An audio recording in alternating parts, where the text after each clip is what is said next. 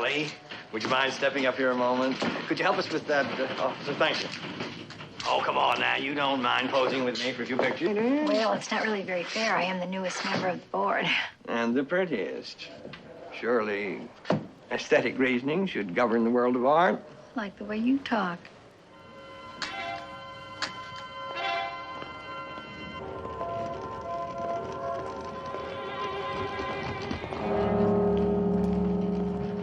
Oh, Senor Feliciano, Commissioner Stuart McMillan. How do you do? How do you do? Mrs. McMillan, we're ready with the tape now.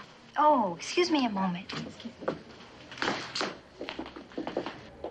Well, I hope it's correct this time. I was so embarrassed at that last exhibit. I want to thank you again for coming to my defense. Anybody can make a mistake. But a lecture on Cubism in a whole room full of British 19th century landscapes? You're the gentleman who brought the painting from the Prado, aren't you? A great cost to my nervous system, yes. Nor shall I rest easily until it is safely returned to El Prado. Well, perhaps an explanation of our security system would benefit your nervous system. It would indeed. You see, we have reports that an international syndicate will attempt to steal the painting.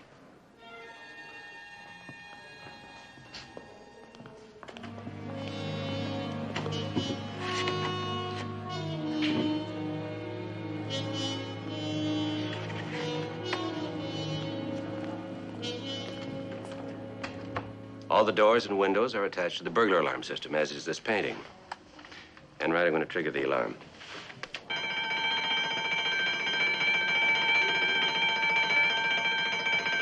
You see?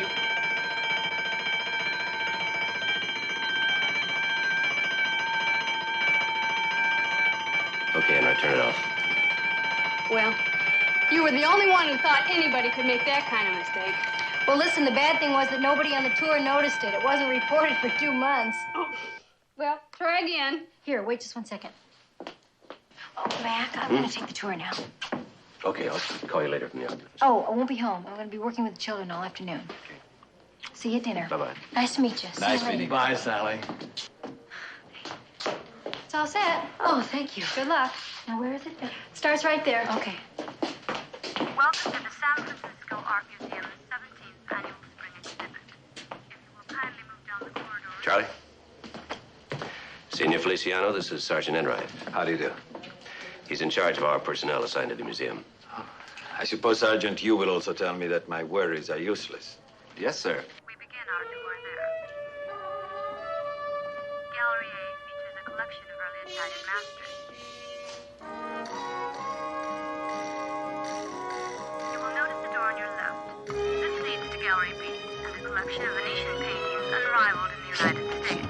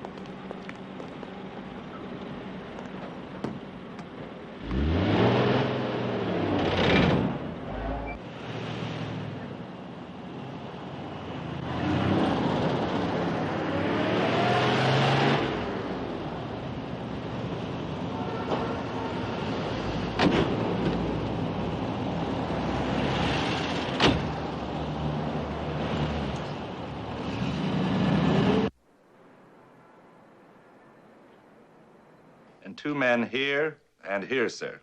And that should certainly do it. Mm-hmm. What about the closed-circuit TV cameras? They'll be monitored right here at headquarters, sir. Mm-hmm. Any chance of someone stealing another masterpiece while we're so busy guarding the Rembrandt? Negative, sir. We've got everything in this museum under surveillance. And so many men guarding it, I'm not sure there's going to be any room for the public. We could hold off an armed invasion, sir. Okay.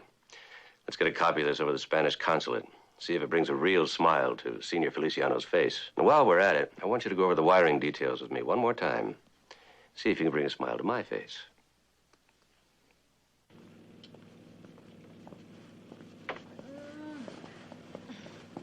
Think she's all right? She groans like she is.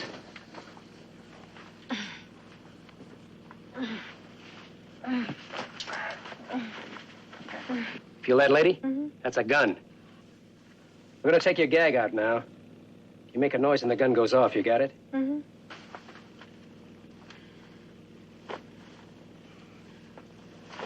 Thank you. You all right? Gee, it's nice of you to ask. Of course I'm not all right. You want some water? Well, then for starters, thank you.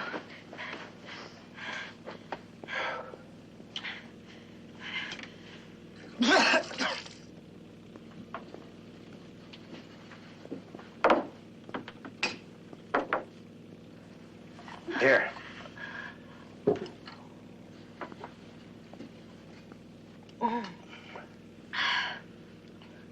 Thank you. She's just real polite, isn't she? Oh, you like that approach?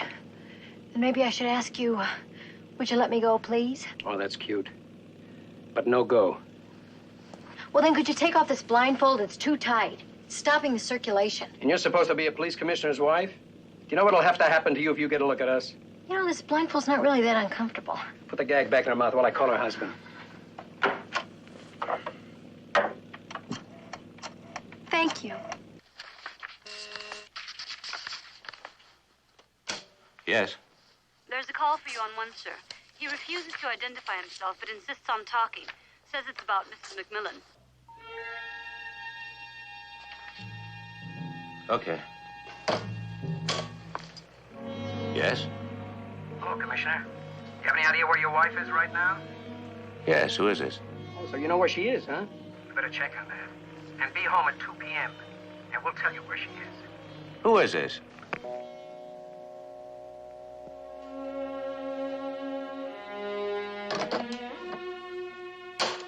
June, call my wife at the Deaf Center for Children. Enright, you better get in here right away. Yes, Commissioner. We found a tour guide tape in a wastebasket with Mrs. McMillan's fingerprints on it. And you know what was missing from the place? An oversized laundry bag. Just one of your regular oversized laundry bags? Just one of your regular oversized laundry bags, Mildred, except Sally is inside.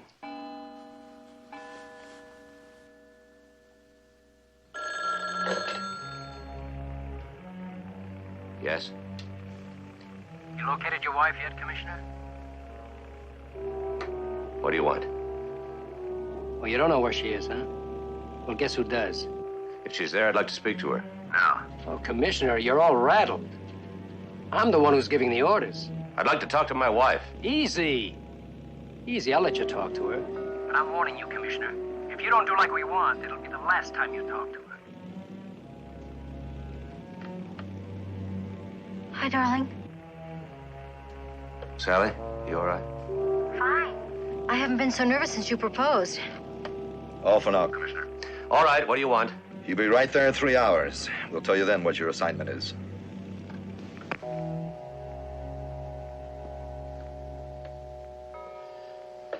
How much are they asking, sir? They haven't said yet. Well, that's rather strange, isn't it? Usually they tell you right off so you can start raising it. Trying to psych me out. What would you say Mrs. McMillan is worth?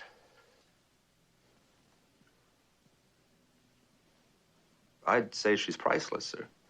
And what else have you seen today that's priceless? The Rembrandt. They must figure the commissioner of police could be the only one to get through maximum security at the museum. And they figure right. Well, then give them the Rembrandt. It's not like they're asking for the Mona Lisa. I tried telling that to the Prado. But, sir, if that's what they want, and you don't give it to them, they might kill her. Oh, Commissioner. It's easy, Mildred. We'll get her back. Don't worry. A phone recorder at the commissioner's house, that's right. And stand by for a trace at 5 p.m. Hey, why don't you guys have something to eat? You can't just drink coffee all the time. That'd be great. Thanks, Mildred. Commissioner. Did Mrs. McMillan say anything that might help when she talked to you? Yes, I'm sure she was trying to give me a clue. When I asked her if she was all right, she said yes. But that she hadn't been this nervous since the day I proposed. Now, why would she think of a thing like that at a time like this? That's all? That's it. It's not much, is it? No, it isn't, but I'm convinced she was trying to say something that would help me locate her. Where did you propose to her? In a delicatessen. We were having breakfast.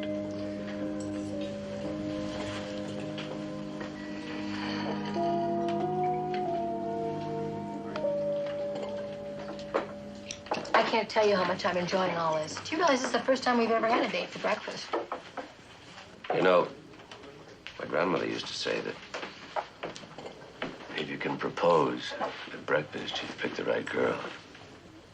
My grandmother was right. That's a very good rule. I wish I could have known her. Sally, do you know what I just did? Pushed away your locks. I proposed to you. Propose what? To marry me. Really? Yeah, really. Oh, Mac. That's really nice. I'm so pleased. Yes, so am I. Well, I guess we should begin making plans. Plans for what? Can I have some more coffee, please? For getting married, you remember? Oh, Mac, you don't want to marry me. Yes, I do. No, you don't. You just barely proposed. Besides, you could have any girl in San Francisco. You probably already have. When I think of all the girls, it would just be wild to have you propose. Are you saying you're not one of them? Of course I am.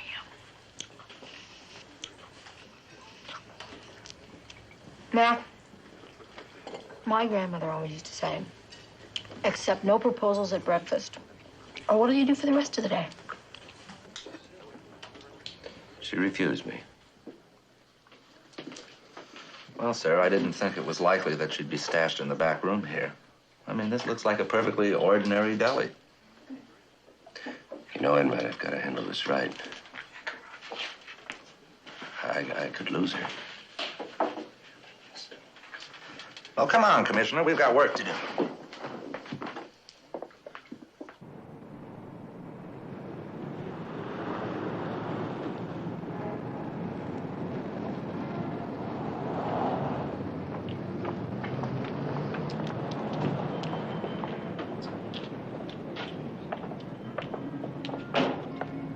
Good afternoon, Commissioner.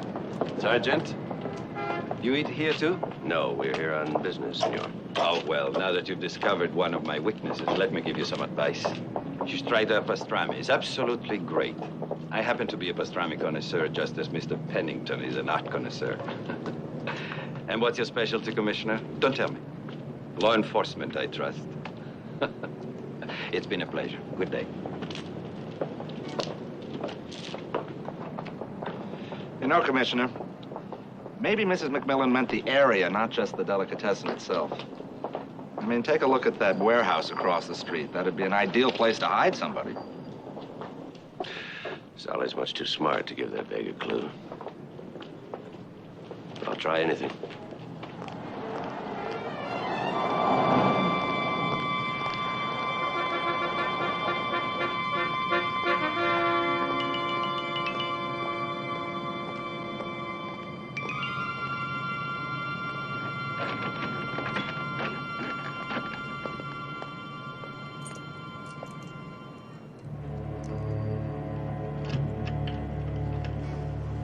Thank you, Sergeant. It's always good to have you along.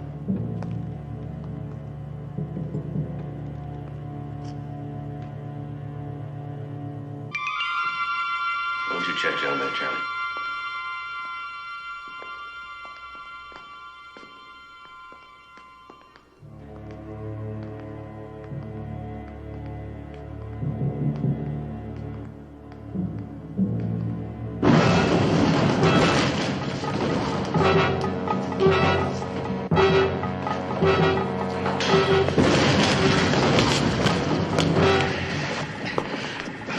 I was just trying to get out of the sun for a while. You own this place or something? Police. Hey, look, put that thing away, will you? I've never done anything wrong in my life. In fact, I've never done anything. I'm a bum. There's beauty in that, too, you know. Only right now, not too much. I haven't eaten in 2 days. All right, Sergeant, book him. Yes, sir. And make sure they keep him at least 24 hours. Till he's had a couple of good meals. Hey, thanks, mister.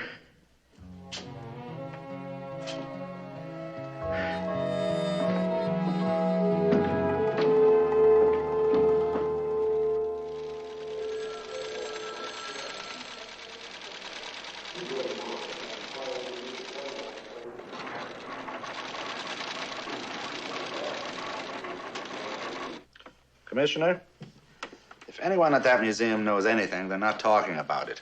We questioned all personnel, checked the guide tapes, and we searched that place from the basement to the attic. And all we came up with was the tape that sent Mrs. McMillan to the maintenance room. Which means we're not getting anywhere. Not yet, no, sir.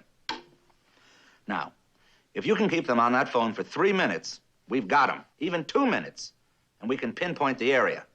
I thought Sergeant Wilson usually handles this equipment. Oh, he does, but he's on another assignment. Last minute? Mm-hmm. Oh. Well, it's just that I felt so useless down at that office with all those men and all that equipment there. And none of us are any nearer to her than we were this morning. That should be my speech, Sergeant. Or are you in love with her, too? Well, you think I'd come over here and tell you about it if I were? Yes, I think you would. Those look fantastic. What are they? Chocolate meringue. They're Mrs. McMillan's favorite. Save some for her in case she's hungry when she gets home. I thought you always said they're a nuisance to make. Did I say that? Yeah. Oh, excuse me. Do you mind? I don't know. What are you doing? Oh, well, I've been promising Mrs. McMillan that I get these spots for weeks. First the rug and the drapes.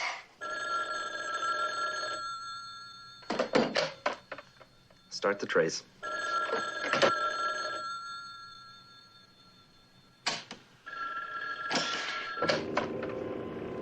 Yes? First off, Commissioner, don't waste time with the trace. We're going to be off the phone in a minute and a half. All right. I won't waste any time with a trace.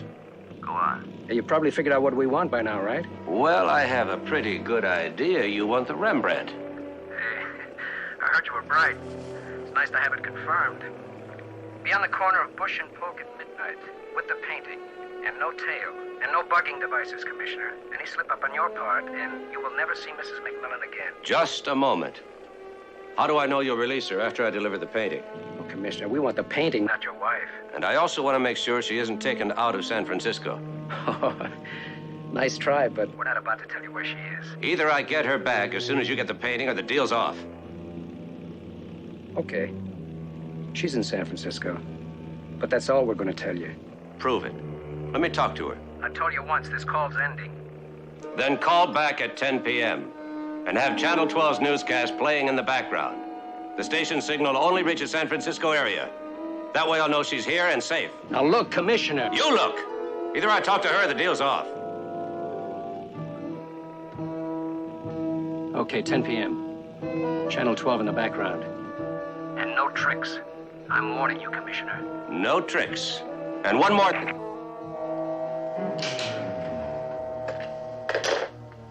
Any luck? Nothing. You're pushing them very hard, Commissioner. What choice do I have? Where are you going? To get the painting. Well, high time. I was all ready to go to the museum myself.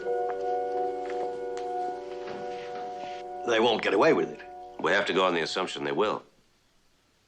Isn't there something else they'll settle for?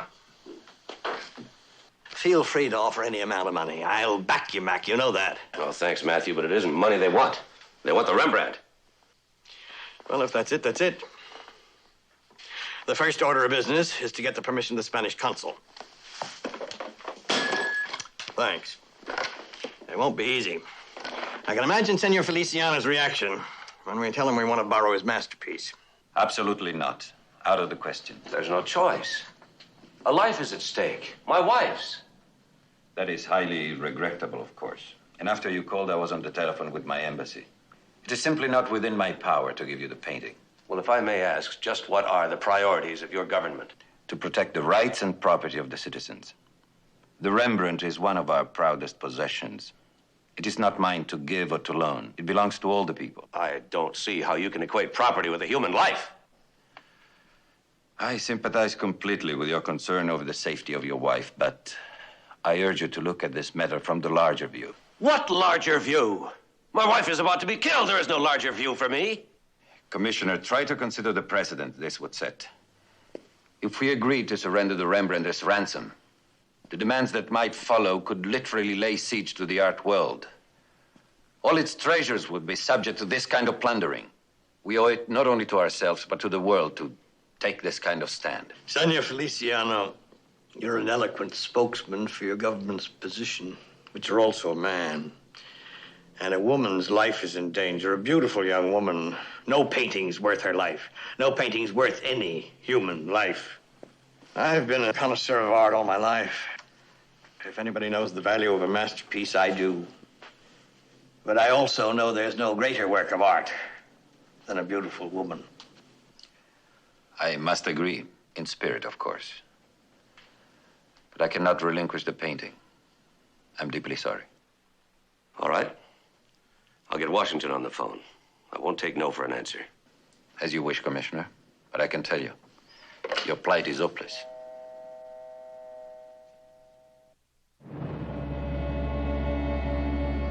Yes, Harry, that's right. I am putting it on a personal basis. Mac. It's just not possible. Then make it possible. Mac, be reasonable. Look, in the Army, I saved your life. Now you save mine. The timing's lousy, Mac. We're right in the middle of negotiations with Spain for a new... I don't give a damn about your negotiations. I want my wife back. All right, Mac.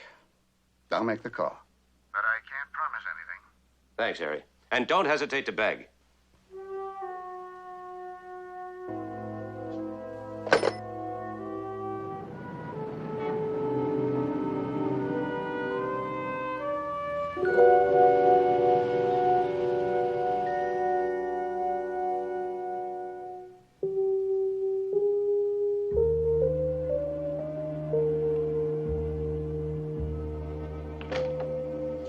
Commissioner? I just wanted to report that everything's been arranged for that 10 p.m. phone call. Thank you. Well, I guess there's nothing else that we can do until they call.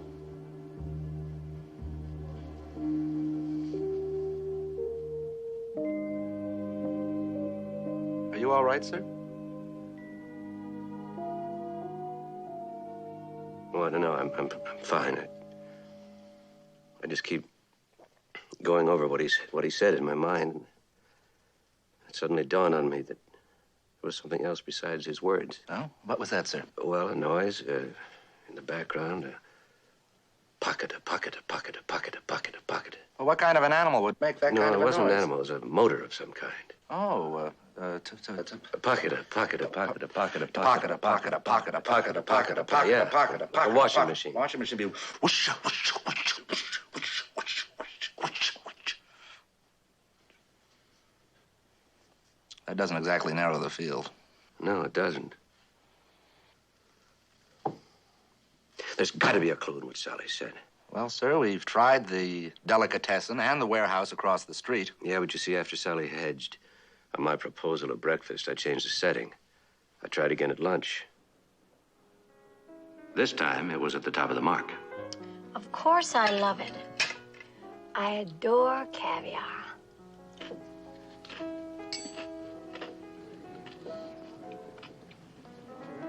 Not to mention the ambiance. You really know how to handle a girl, don't you? Mm-hmm. Well, you've had so much experience. I've had none. Are you sure you're not trying to take advantage of my inexperience? Of course I am. That's why I'm asking you to marry me. Well, it sounds a lot better here than it did at the delicatessen. Well, is that a yes or a no? I loved breakfast. I'm adoring lunch. What are you doing for dinner? Sorry, but I have to work. You do? Yeah, I have a brief due in the morning. I'll be in my office most of the evening. The Carson case? Your hunch was right.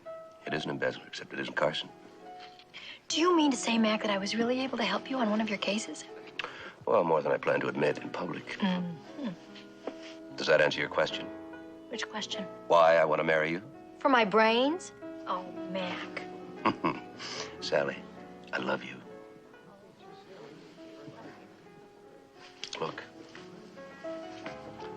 I love you. I wish I could believe that.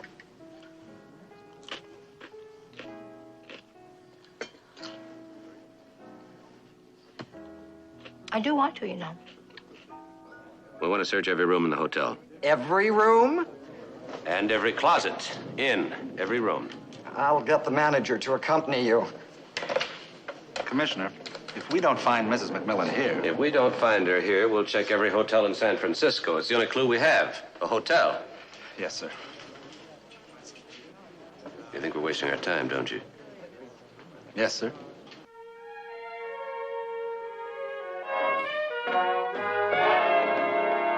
That concludes this evening's Film Classic.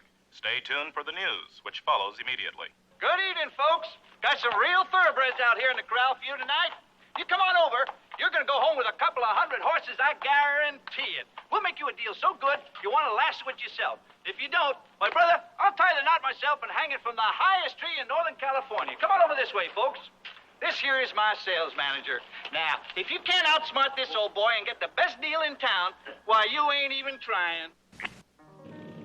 Now, just say hello. You got that?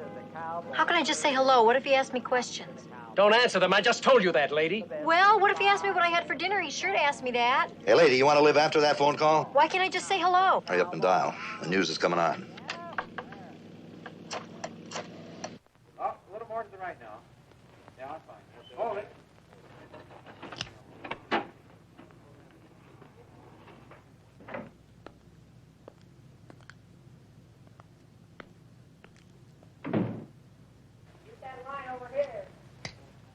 Just a minute.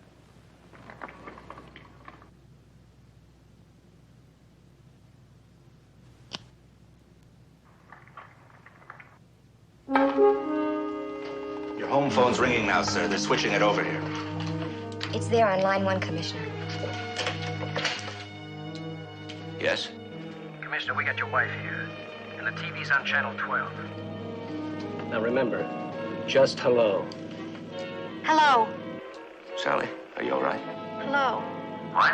Good evening, and welcome to Channel 12 6 p.m. News. 6 p.m. news? You recorded the 6 p.m. news to play behind her voice. What kind of a trick is that? It's not a trick. The station made a mistake. Ask your wife. She's probably not even alive. You have her on tape saying yes or no to any question I ask. The deal's off.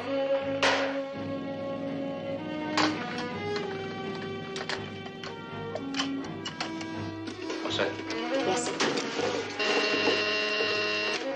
Good evening, Channel 12. Hey, don't you guys even know what time it is? If it's 6 p.m., I've been drinking since 2 p.m. Say, not a bad idea. Thank you very much for calling. It was our error. Sorry. Good evening, Channel 12. I hope your news is more accurate than your clocks. Our error. Sorry. Good evening, Channel 12. What's the idea of calling the 10 o'clock news the 6 o'clock news? Oh, I'm very sorry, but all the lines to the newsroom are busy right now. I have to put you on hold. They've started the trace now, sir. Okay, let's go.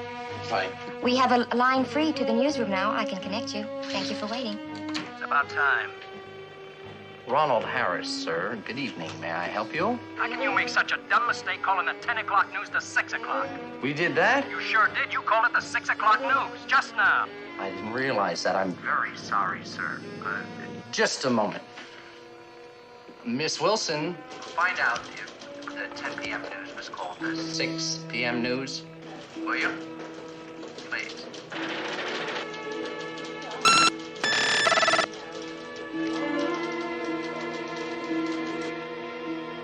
We're checking on it right now, sir. It's a most embarrassing situation. Are you sure you heard correctly?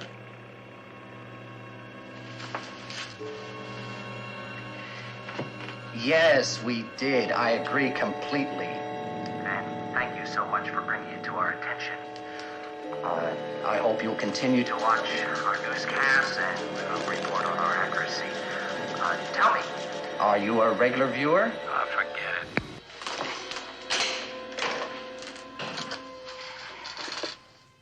Well, at least we found the area, sir. Yeah. North Central area, sir. Just great. Only 10 square miles. Well, we have squads out right now covering it all. What time is it? Nearly 11. I have to deliver that painting by midnight. Any word from Washington? Nothing. Are you ready to listen to the tape now, sir? What about the voice graph?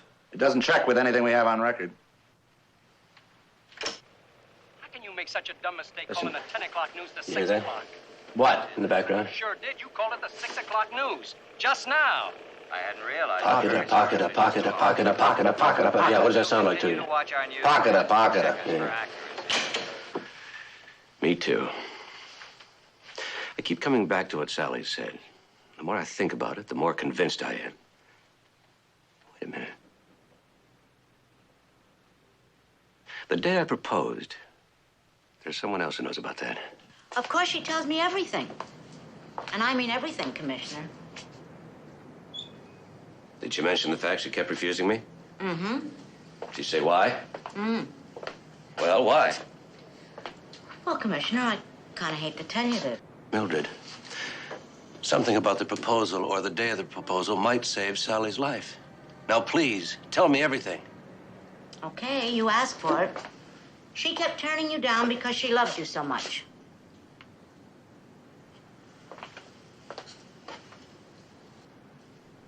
Because she loved me so much? And she wanted to make sure that you loved her as much. Well, that doesn't sound so bad, sir. Oh, I haven't gotten to the bad part yet, Sergeant. You see, the Commissioner used to play around a lot. You want it all, Commissioner? Yeah. Good. The Commissioner was the biggest makeout man in the entire San Francisco area. Some people said the entire West Coast. I never said so, but some people did. No offense, Commissioner. No offense. Well, he used to take out a different girl every evening, and sometimes in the afternoons, too. We used to read about him in all the society columns and in some other columns, and I used to say to Miss McMillan, of course, her name wasn't Mrs. McMillan in those days. Her name was... Mildred! Oh, yeah. Well, I would say to Mrs. McMillan, listen, if worse comes to worse, you can always get a great divorce. I mean, I felt the settlement alone was worth... The proposal, Mildred. What did she say about the proposal? Well, she said that it took all day, and that she had to pop the question. Really, Commissioner? Is that the way you remember it, sir?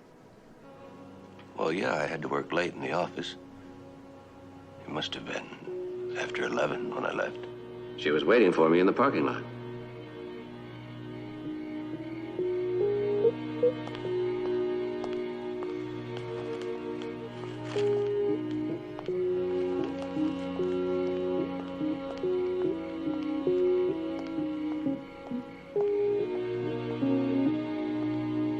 Good evening. Well, this is what I call a real class surprise. How can you be sure? You haven't even seen what's in my hamper yet. Hamper? I thought that was your purse. You didn't eat dinner, did you? No, not even a lousy sandwich. Oh, well, that's what I brought you. A lousy sandwich. I'd love a sandwich. I'm starved. Good. My cooking works best on people who are starving.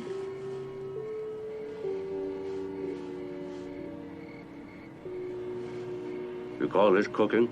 I call it a tuna fish sandwich. Well, I call it cooking. Anything I do in the kitchen, I call cooking. Then you're a great cook, because it's a great sandwich. Do you really mean that? Sure, I mean it.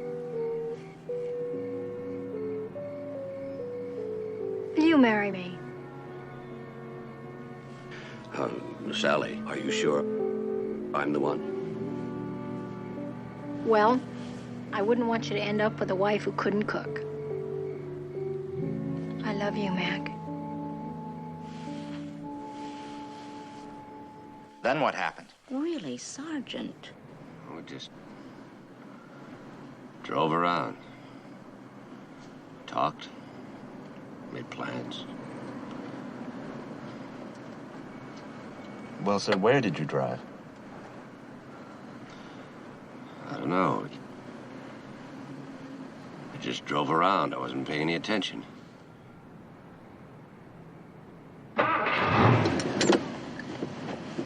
Oh, there's nothing here, Sergeant.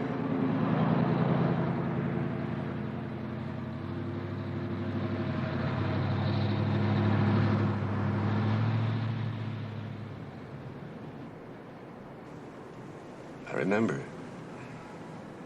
We started out this way. Where were you going?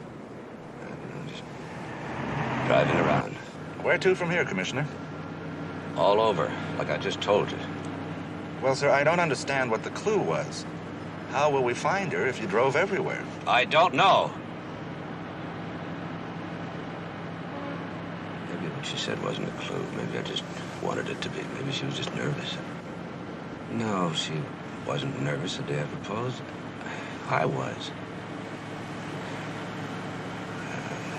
I just can't remember. Commissioner, I have never seen you like this. You've never given up before.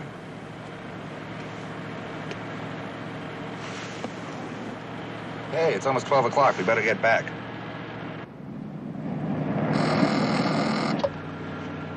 McMillan. Washington calling, Commissioner. What have you got, Harry? Officially, Mac, we had nothing to do with this. And if you lose that painting, we'll issue a statement denouncing you. Also, don't ask me what I had to promise in return, or what we're giving away for this. But you've got a green light. Harry, you're sensational. In fact, this phone call never took place. But, Mac, Yes. good luck. Thanks, Harry.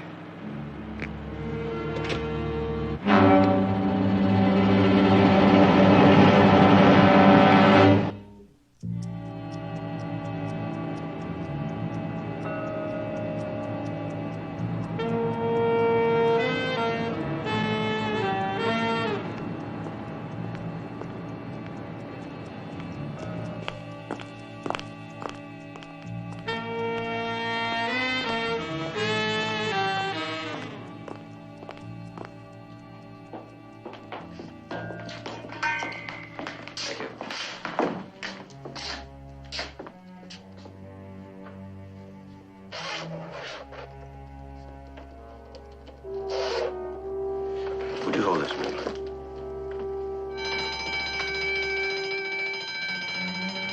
I've been here a long time. I was even on duty the night they got to Goya. Just to stand here and watch was worse on my ulcer than a shootout.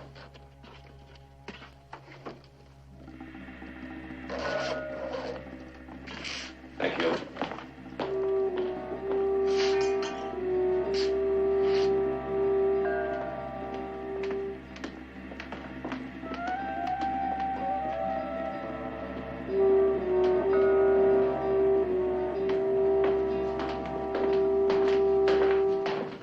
Good night, Commissioner.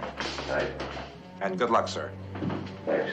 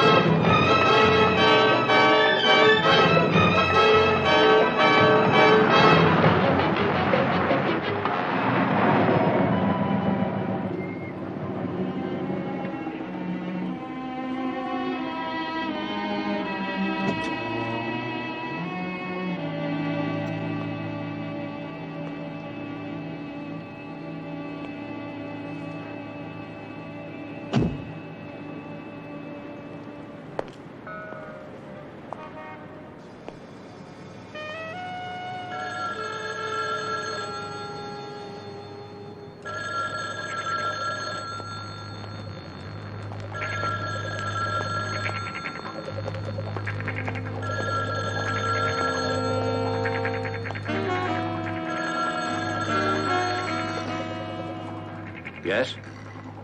Right on time, Commissioner. Now go to 8th and Howard for further instructions.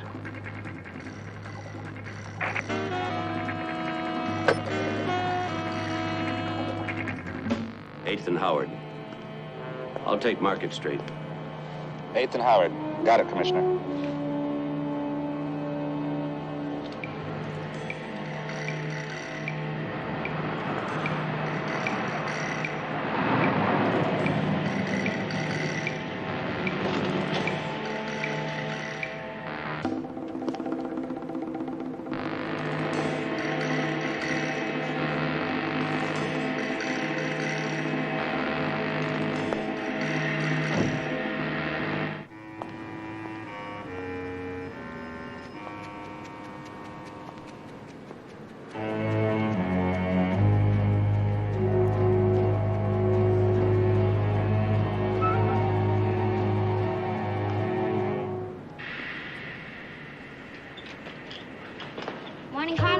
No thanks, son. Might as well take it. It's free. The fella in the corner already paid for it. Said, "Be sure you got it." Thank you.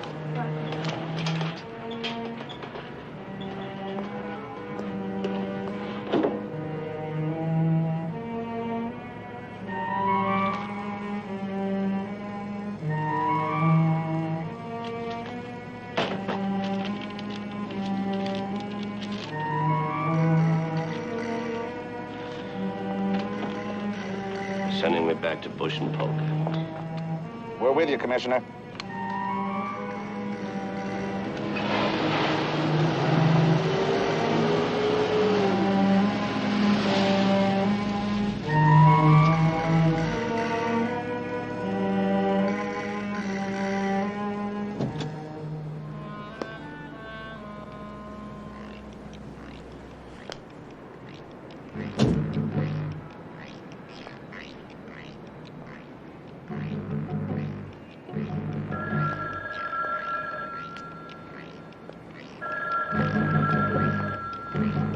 All right, let's cut this out and get on with it. Oh, but you're doing so well, Commissioner. Now bring it across the street. That's right. The building directly in front of you.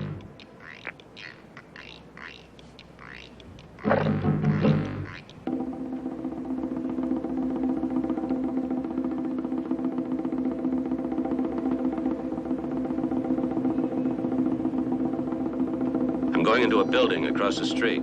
A tall one. Apparently, that's where they'll make the drop. We're right behind you, Commissioner. And, sir, be careful.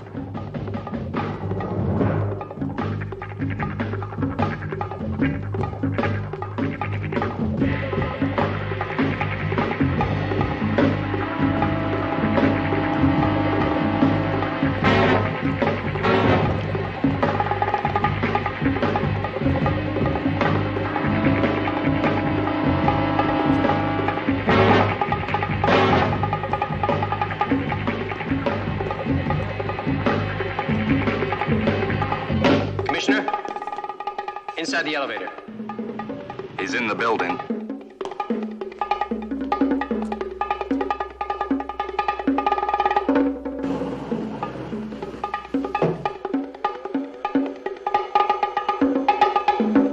Why the rush? No questions, Commissioner. Just keep your mouth shut, you understand? He's in the building, going up to the roof now.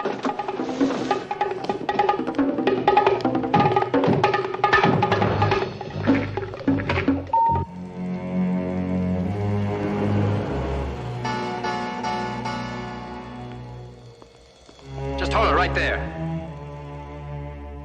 This should hold your friends for a while. Let them walk up. Move.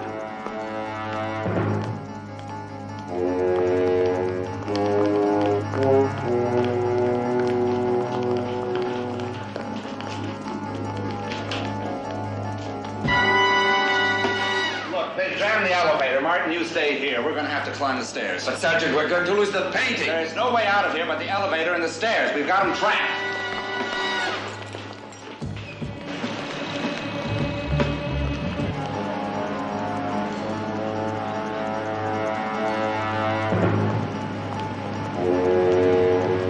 All right, now hold it. Take out the painting.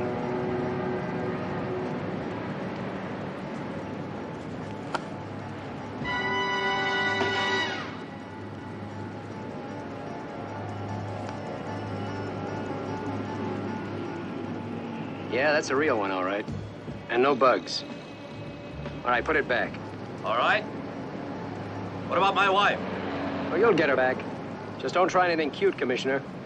It'd be dumb if anybody got killed over a painting now, wouldn't it? All right, now what?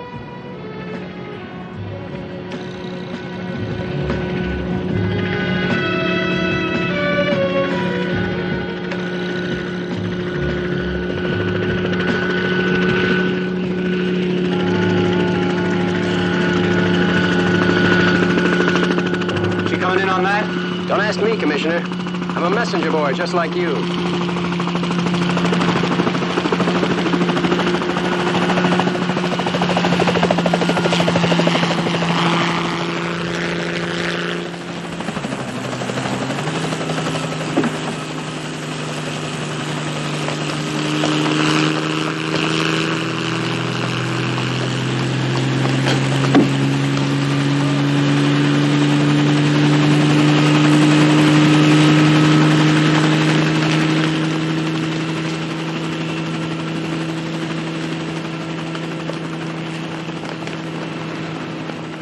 it. He's gone. I'll get a police helicopter. You'll never find him in the dark. Commissioner, you promised you'd keep it safe. If I could get my wife back, I'd give them the Prado.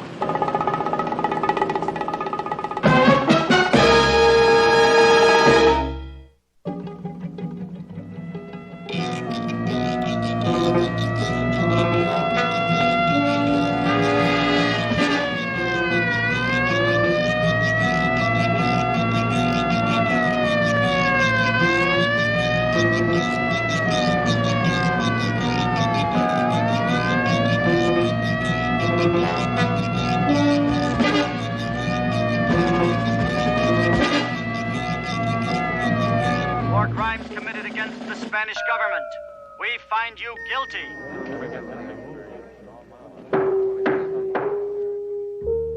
We interrupt your movie to bring you the latest on the fast-breaking story of the loss of a world-famous Rembrandt painting delivered as ransom to the kidnappers of Mrs. Stewart McMillan, wife of the police commissioner.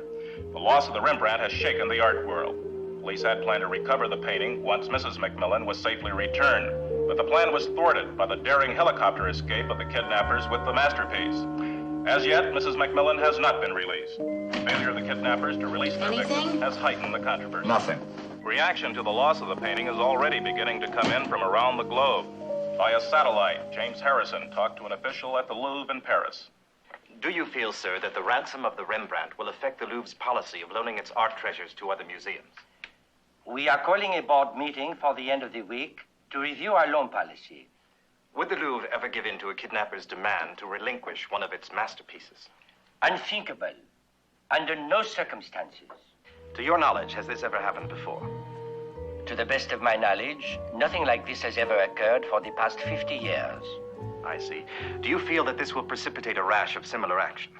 It is very difficult to answer this sort of question because we never know when someone is going to come to the museum to do something of this sort.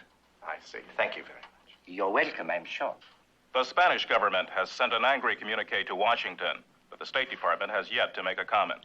Sir William Chamberlain, the noted British art critic, fears that the incident might set a precedent. We have his comments now via satellite from London. The danger, especially in America, is that these things tend to become trends overnight. And have you ever noticed how they always seem to originate in America? Now, why is that? We take you now to Chester Davis in our remote unit for an on-the-spot view. We're talking with Mr. Al Liston at Johnny's Coffee Shop on 8th Street. Mr. Liston, are you aware of the ransom demand being made for Commissioner Stewart McMillan's wife? Oh, sure. Sure, you told me all about it before you turned on all those lights. Don't you remember? Do you think the commissioner was right to risk a masterpiece? Does love conquer all? Oh, buddy. Are you asking the wrong fella? I mean, have you ever met my wife? Why do you think I'm hanging around a coffee shop all night? And that wraps it up from our remote unit. This is Chester Davis returning you now to our studio. Thank you, Chester Davis. Our in-studio guest is the chairman of the museum board, Matthew Pennington. Mr. Pennington, welcome. What do you think of the commissioner's actions? He had absolutely no choice. But as one of this country's largest art collectors, are you concerned that all of this is going to lead to a series of kidnappings in exchange for art objects? As an art collector, I surely know the value of a masterpiece. But I've never seen a painting or any other material object that was worth a human life. Then you approve of the police commissioner's action? I not only approve, I feel it reflects great personal courage. Thank you, Mr. Pennington. Other local and international figures, while sympathizing with the police commissioner's personal plight, tend to hold him responsible for losing one of the world's great masterpieces. Why punish yourself anymore, Commissioner? Mr. Pennington was right. You showed great personal courage. We're going to get her back, sir. Look, these are very special kidnappers. Most likely a highly organized international syndicate. They didn't want money, they wanted a painting. And I think they'll keep their word. Charlie, you and I have been around kidnappings too long to kid ourselves.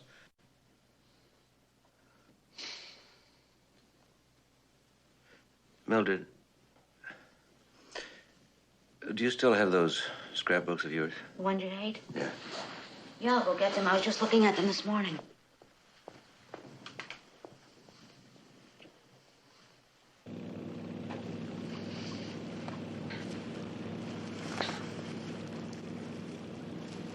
Going to the warehouse. It's time to collect. But keep an eye on her. It's almost over.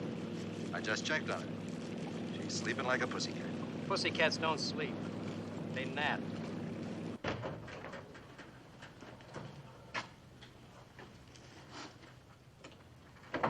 Right on time. Good.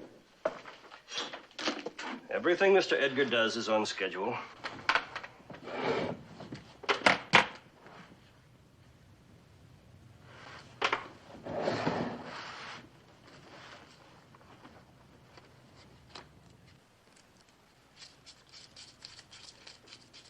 Satisfied?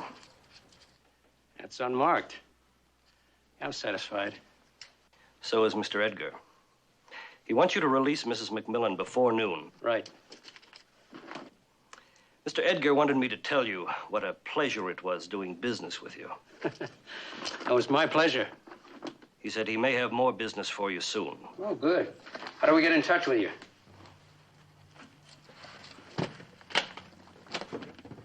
We'll get in touch with you.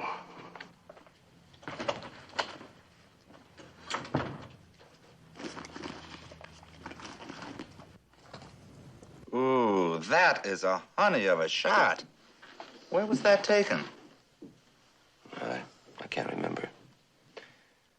I keep going back to what Sally said. I haven't been this nervous since you proposed. Now, there's got to be a clue in there somewhere. What does that mean, Sergeant? Mildred? Mm-hmm. Well, sir, maybe it, I don't know. Listen, how about a little something to eat, gentlemen? I mean, personally, I can't think without a plate of food in front of me. It's breakfast time anyway. What did you say? Breakfast. You remember, eggs, toast, bacon. No. The part about a plate of food in front of you. Sally always says that, doesn't she? Hmm? Now, wait a minute. Lox and bagels for breakfast. Lox, bagels, delicatessen. No.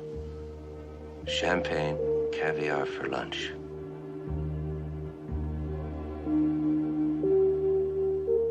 Tuna fish sandwiches for dinner.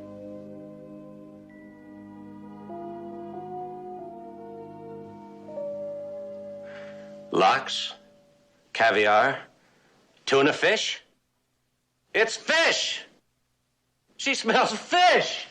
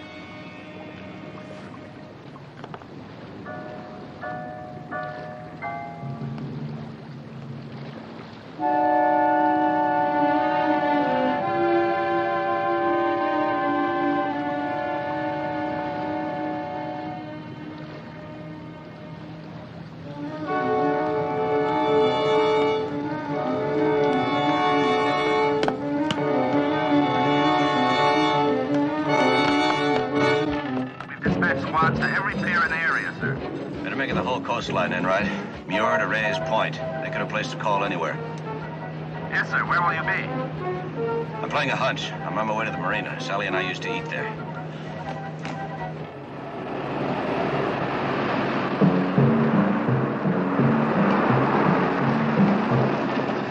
Please, could you take me to the police station? Yeah, get in, lady. There's probably 2 men following me.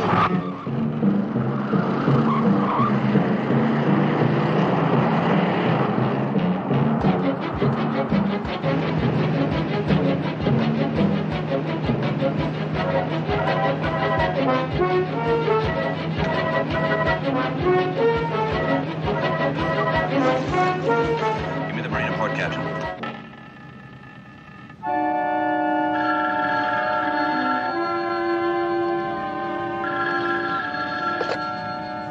Captain's office. Speaking.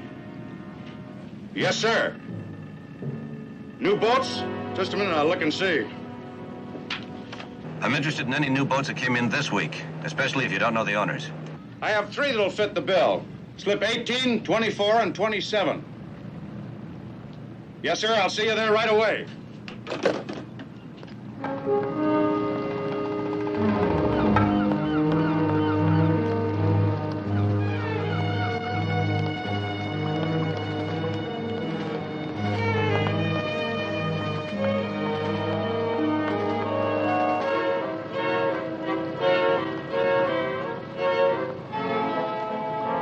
How'd she get away? Because I left him with you, you idiot.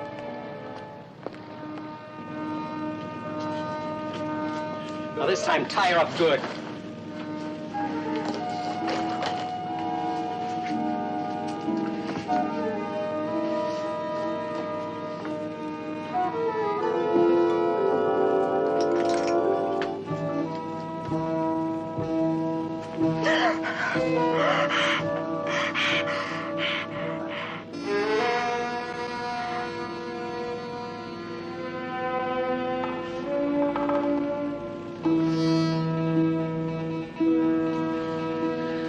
I didn't even see her leave. Well, you can bet she got a good look at us somewhere. That means they'll be able to trace us. Not dead, she won't. Wait a minute, he said not to harm her. We got no choice now, have we? Oh. Dumb broad.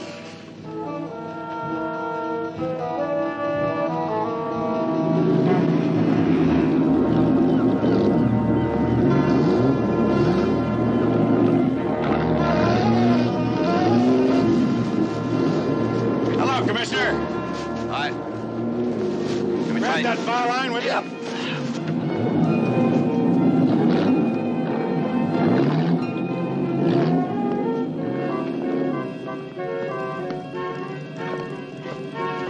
How are you? Good to see you.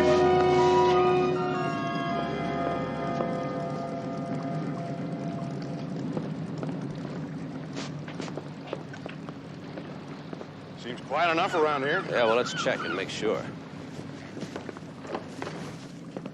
Charlie, you said nobody ever came here. No, Myrtle, there's no need to be inhospitable. Hello, I'm Charles Nelson. Welcome aboard.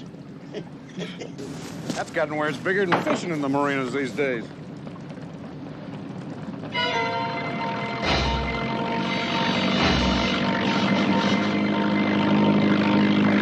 He can't pull out of here at that speed.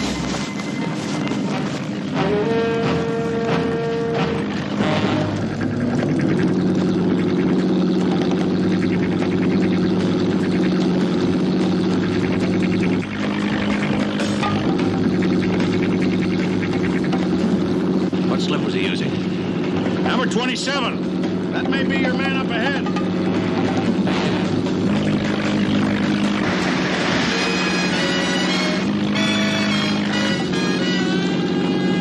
Harbor Masters is the port captain.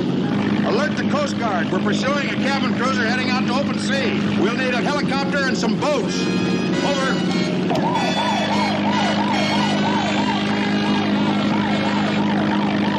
Looks like the harbor police are on our tail. Let's just dump her right now.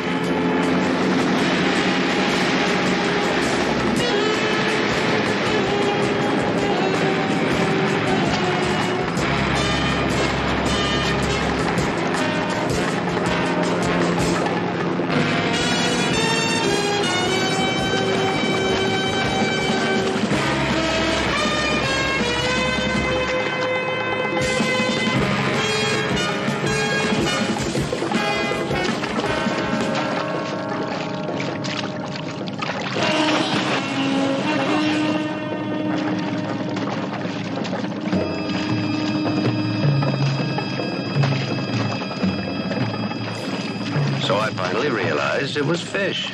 Why took you so long? Chocolate meringues. Boy, do I love them.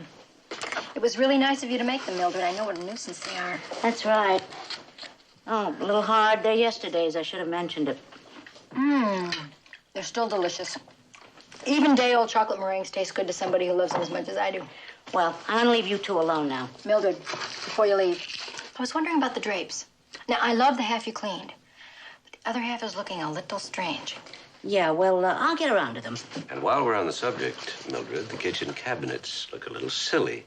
Half varnished. Okay. Okay.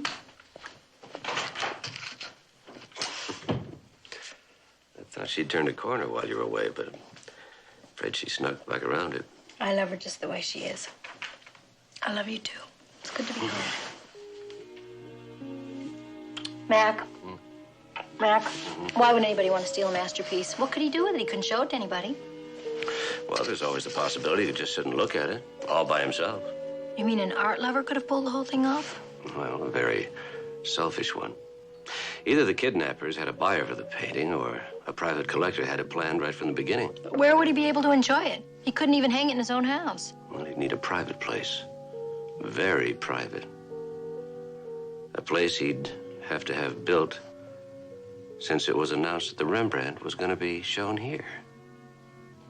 Poor Senor Feliciano. The whole thing was his responsibility. He really loved that painting. What have you got? You sure this couldn't wait until we opened, Commissioner? I asked the same question, Mr. Farrar. You got the information I asked for? Yes, sir. Every blueprint, permit, building contract in the file. Right where the marker is.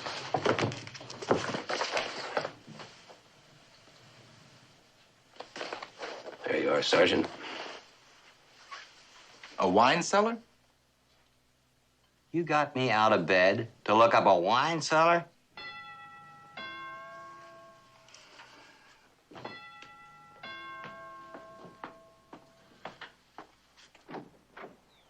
I'm afraid no one is up yet.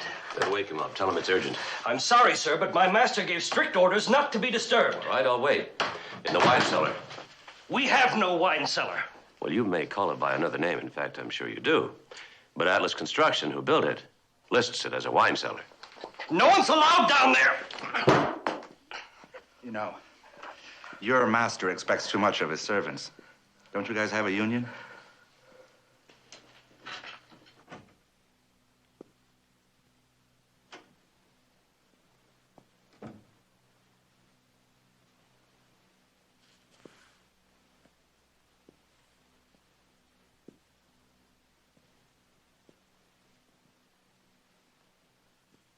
Hello, Mac. Matthew? How did you figure it out? I knew the thief had to be an art lover. Could have been anyone, anywhere. And he also had to know I'd do anything to get Sally back. That meant it had to be a friend. Breathtaking, isn't it? Yes, it is. I haven't slept all night. Who could? You know, it's sad. Unfair, really.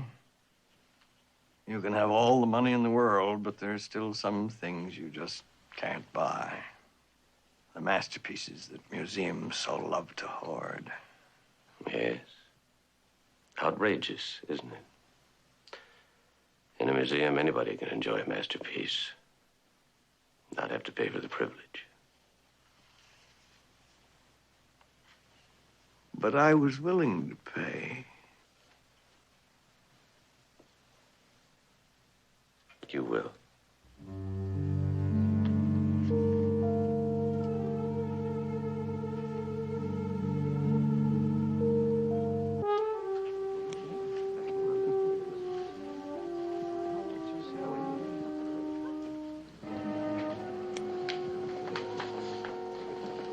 Breathtaking, isn't it? Still, I can't help feeling sad. Matthew worked so hard to make it all possible. I wish he could see all these people enjoying it. Doubt if he'd get much of a kick out of it. I suppose you're right. It's incredible that a man can come to the point where things don't interest him unless he can possess them. Oh, I don't know. I'm a little like that myself. Still, I can't help wondering what it would be like to own a masterpiece. To have it in your own home all the time. Why not ask the man who owns one? I don't think kisses are allowed in here. Oh, sure. Kisses are. I think we better leave.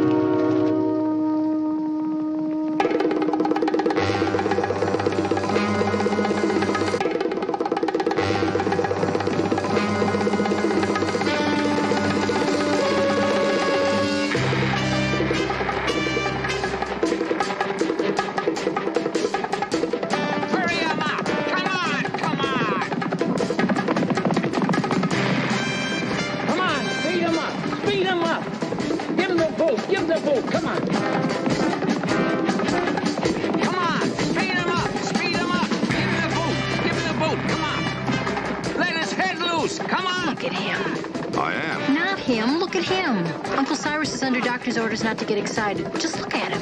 Come on, boot him! Boot him! Come on, give him his head! Well, he's excited. Well, can't you stop him? What do you suggest? Well, I don't know. Do something. Talk to him. Well, he's not a child, Sally. Yes, he is. He's just a very old, wrinkled child. Come on! Come on! What's the matter with him?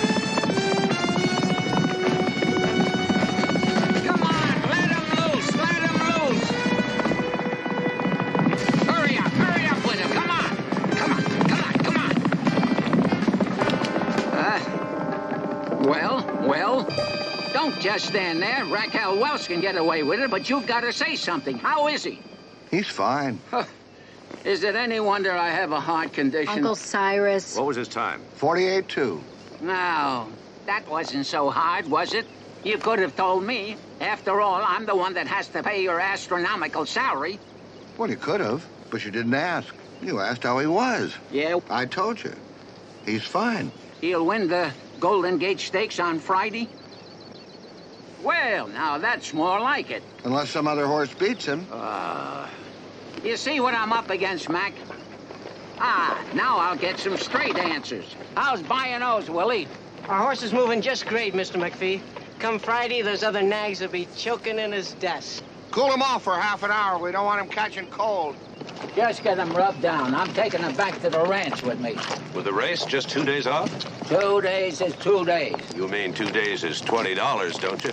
Listen, I'll spring for it. You think I'm going to be indebted to you for a lousy $20? Besides, it's closer to 50. Well? Forget it. That's what I thought. Talk is cheap. If it weren't, you'd be a mute. Don't you think all that traveling is bad for Bio-Nose? It can't be good for him, can it? How bad can it be? I do it all the time.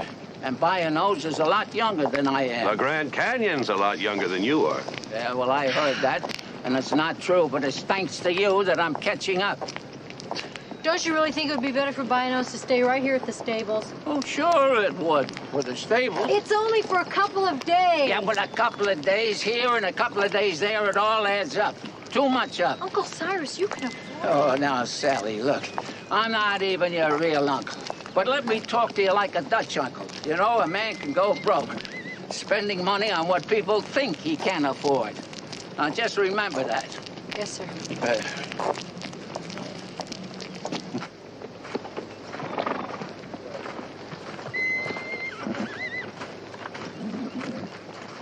Pardon me a minute. Those two are on the outs again. Aren't they always? I think it's shameful the way those brothers behave. They're all the family they got. I know if I had a brother, I'd be more than a sister to him. I'd be a friend. You can say that. What do you mean? You don't have a brother.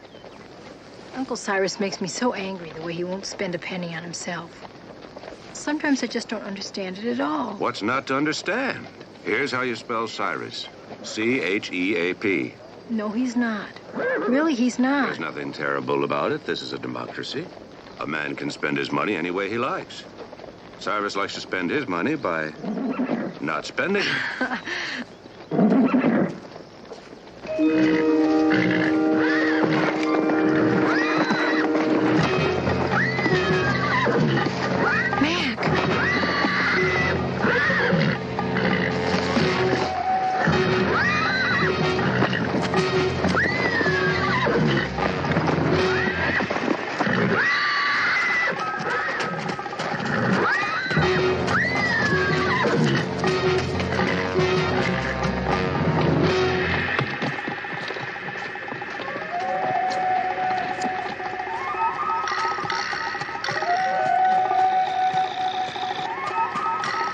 Uncle Cyrus! You all right? Here.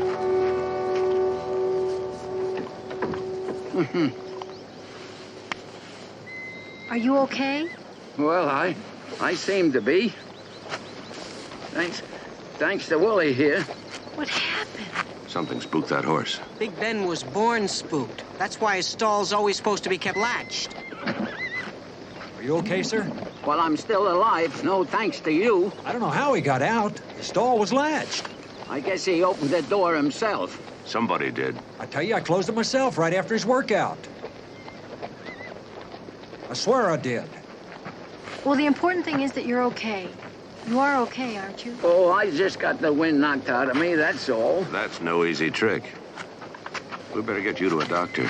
I don't have to pay that kind of money to have someone tell me what I already know. Uncle Cyrus, your heart, the shock. Well, it's nothing compared to the shock of getting a doctor's bill. That my heart couldn't take. Uncle Cyrus. I'll take wild horses any day. Those money-crazy quacks, they pull out a sliver and simultaneously amputate your wallet. No, thank you. Oh. What's wrong with your leg? Oh, now, come on, Sally. I'm 70. I'm 69 years old. This is how old people walk. You weren't limping 10 minutes ago. I was younger then. You should have it x-rayed. Have you any idea what they're charging for x-rays nowadays? Okay, Mac. You're right. Of course I'm right. But you still won't have it x-rayed. Oh, you're right again.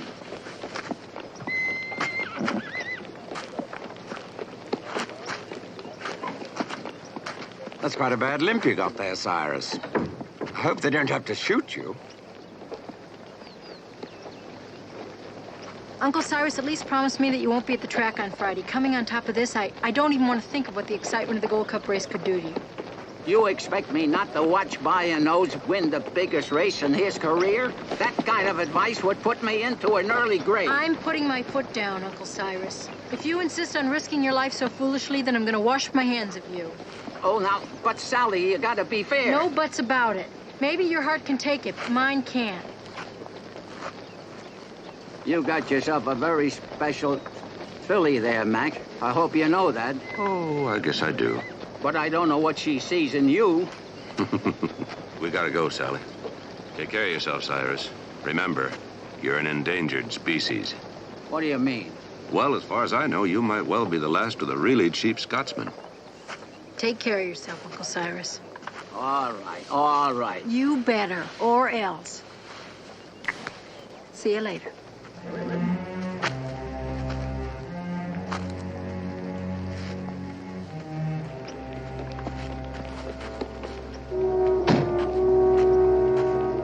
Mr. McMillan? What is it? I just wanted you to know that I did put the latch on Big Ben's stall. I swear on my mother's grave, somebody else must have taken that latch off. Any idea who? No. I just know it wasn't me. You could have forgotten. Commissioner, I don't make that kind of mistake. Well, if you don't make that kind of mistake, somebody did it on purpose. It don't make no sense. I could lose my job, but who'd want my job? Good question.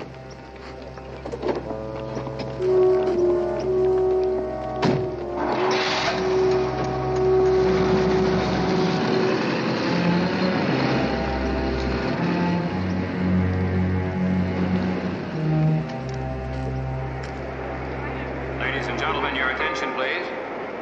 You're invited to attend the free morning workouts held each morning at the north end of the grandstand from 8 a.m. until 10 a.m. Morning workouts. Oh, Commissioner, Mrs. McMillan. Don't tell me Uncle Hello. Cyrus actually took my advice. Well, he didn't have much choice in the matter. How's that? Well, when Willie pulled him away from Big Ben, why, Mr. McPhee must have twisted his ankle. It all swelled up like a pregnant mare these past couple of days. Did you have it x-rayed? You know, Mr. McPhee, he wouldn't pay a doctor to make a house call if he could find one. Now, the way I figure it, he'll wait for the veterinarian to make his routine call on buying those here, and when he's out there, he'll finagle some free medical attention for Well, himself. I'll call him after the race and see how he's doing. Say, I got a couple of bucks that's burning a hole in my pocket. What do you guys suggest I do with it? You stick it right there, Mr. McMillan, and just watch it multiply. You mean it's a sure thing? About as sure as you can get, keeping it kosher. Well, in that case, I think we ought to bet a bundle. That's a good idea, Sally, except I think they deal only in cash. Well, I've got $3.17. That means I can only make a $2 bet unless you round it out for me. Boy, I think I might have 83 cents on me. You're supposed to round it out to 20 bucks. Good luck, you guys. Right. We'll meet you in the winner's circle. Meet us? Yes, Mr. McPhee has arranged for you and Mrs. McMillan to represent him. If Bionos wins, If why, Bionos wins, yes. he's gonna win, right, Willie? Right. See you later. In the winner's circle. Right. I'm parched. Is there time for me to get a drink of water? Yeah, sure, but hurry up.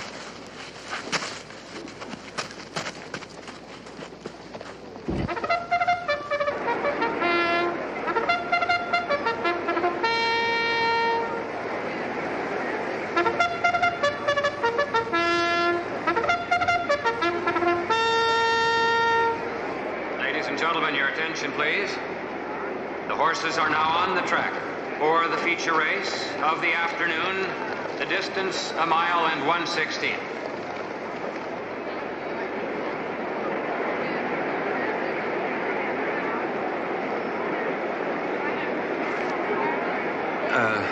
Sally. Mm-hmm. Whiplash is bad enough, but I draw the line in I'm sorry, strangulation. Mac.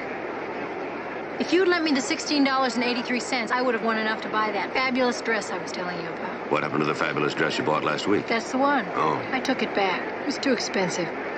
The horses are at the starting gate for the feature race of the day. Well, the first rule is that you never bet on borrowed money, Not even on a 100% sure thing. especially on a 100% sure thing. The flag is up. There they go. Jagaway is going to the front. Judy's Baby is second. Super Summit is third. Fast Black is fourth. Bionos is fifth, followed by Lark's Baby. Around the clubhouse turn. It's Judy's Baby going to the front by half length. Horses Jagaway is second by 1 length. Super Summit is third. Fast Black is fourth. Lark's Baby is fifth, followed by Speedy Ted, Rick's Bay, and Dale's Top. Turning into the backstretch, it's Jagaway in front by 1 length. Judy's Baby is second by a length. Super Summit is third, and by a nose, moving up fast on the inside is fourth. Speedy Ted is fifth, followed by Debbie's Wonder and Rick's Bay. They're at the half-mile post. It's Judy's Baby in front. Super Summit is second. Bionos still moving up on the inside is third. Lark's Baby is fourth, followed by Speedy Ted and Debbie's Wonder. They're turning into the stretch. It's Judy's Baby, Super Summit, and Bionos on the inside. Lark's Baby is fourth. Speedy Ted and Debbie's Wonder. It's a driving finish. It's Super Summit and Bionos moving up on the inside of Judy's Baby. It's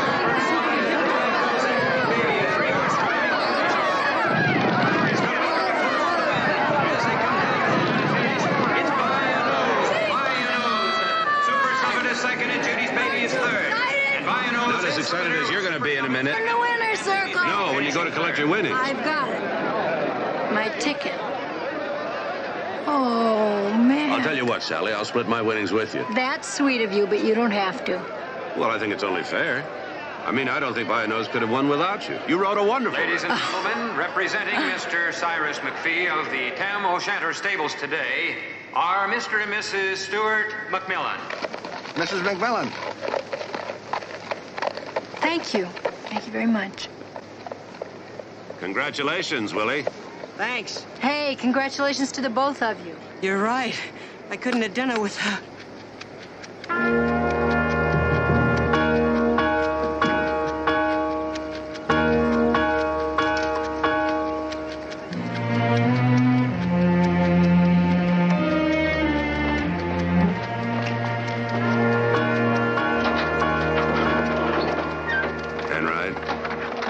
I want you to follow him to the hospital, find out what happened. Right, Commissioner.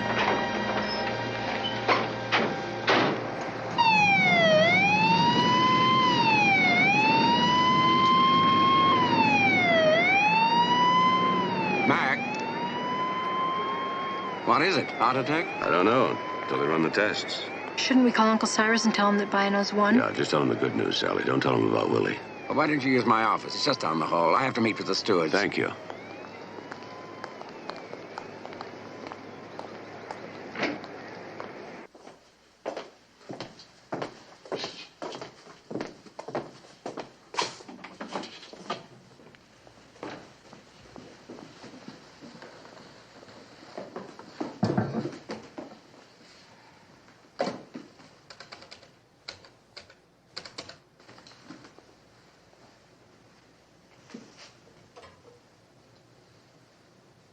It's disconnected. It doesn't make any sense. I know it doesn't. Maybe you dialed incorrectly. I don't think I did. Maybe I did.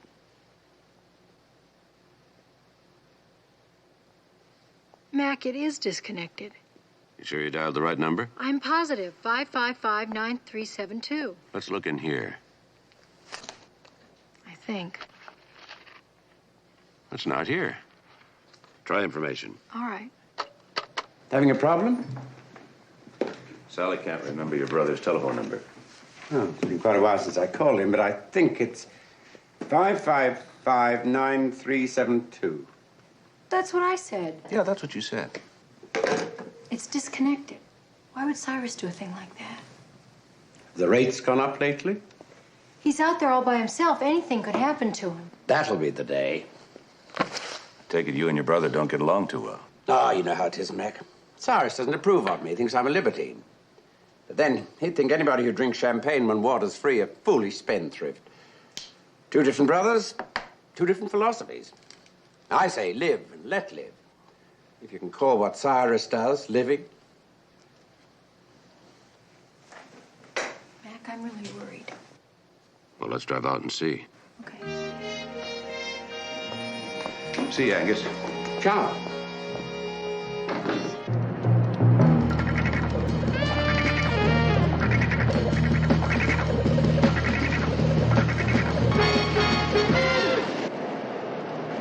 Mac, I have this terrible premonition. I'm sure there's some logical explanation for it. Maybe Angus is right. Maybe Uncle Cyrus decided it was too expensive to have a phone. Everybody needs a phone. Indians didn't. Maybe Uncle Cyrus decided to have a crack at smoke signals. We're almost there.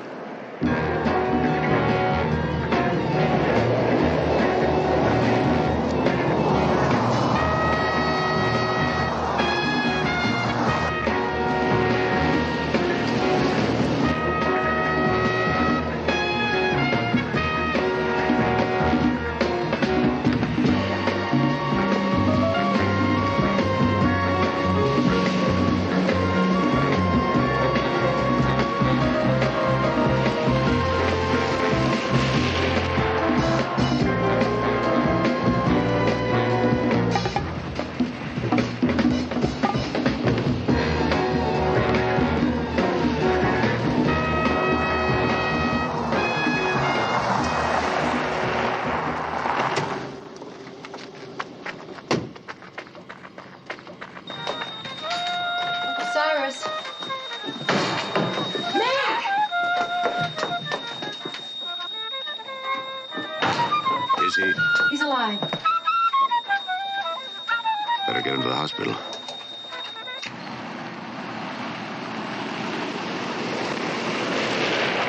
You okay, Sally? I guess so. How much further is it, Mac? A few more miles. How is he? I don't know. He's such a dear old man. You know, I can remember when I was a child, we used to spend our summer vacations on a ranch adjoining his. And I used to hear these dreadful stories about Mr. McPhee. He was my boogeyman. Till one day, he caught me climbing in his apple tree, and I thought I'd had it for sure. But instead, what's he do? He helps me down, he even packs a bag of apples for me. But he made me promise not to say how I got the apples. I think he liked everybody to think he was this wicked old monster. You old phony. When I first started to call him Uncle Cyrus, oh, he acted like he was very annoyed. I was only 7 years old, but I knew better. My first male conquest. And all this time, I thought I was. Has he always been such a cheapskate? Mac, he's a generous man. Is Cyrus McPhee back there with you? Mac, that's just a role that he plays. Like when he was playing the wicked ogre who owned the apple tree. Come on, you've seen that house of his? You've seen his stables. What do you mean? It means that Cyrus won't spend money on himself. But he loves Bianos. That's why there isn't a horse anywhere that lives as well. And what about what he gave us for our wedding gift? That didn't come from the 5 and dime store. And he loves Willie Marshak. You know, Cyrus won't pay for a doctor to make a house call for himself. But I guarantee you that no matter what's wrong with Willie, he won't have to worry about paying for a hospital bill. Who would have ever guessed that Cyrus McPhee is actually Santa Claus? Well, I once knew a 7-year-old girl who knew it for a fact.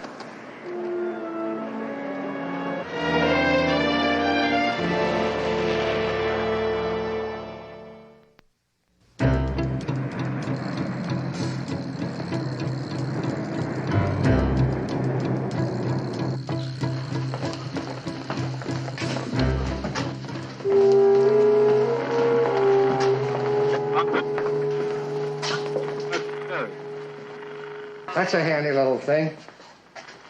Let me see that. You know, Mr. McPhee has one almost exactly like that. It's his.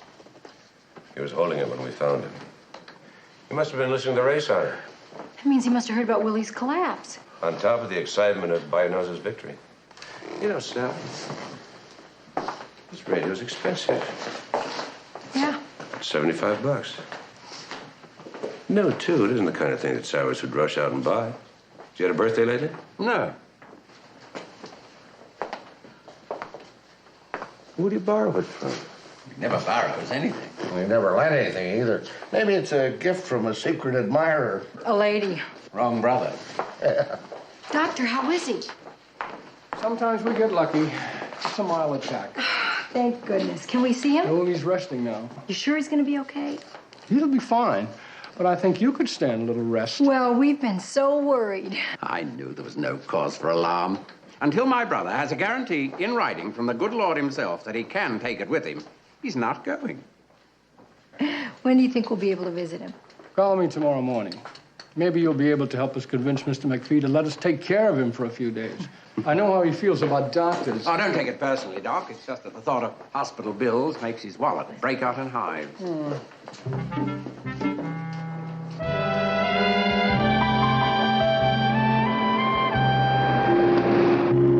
I wonder how Willie is. Whenever you want to find the news, you can't find it.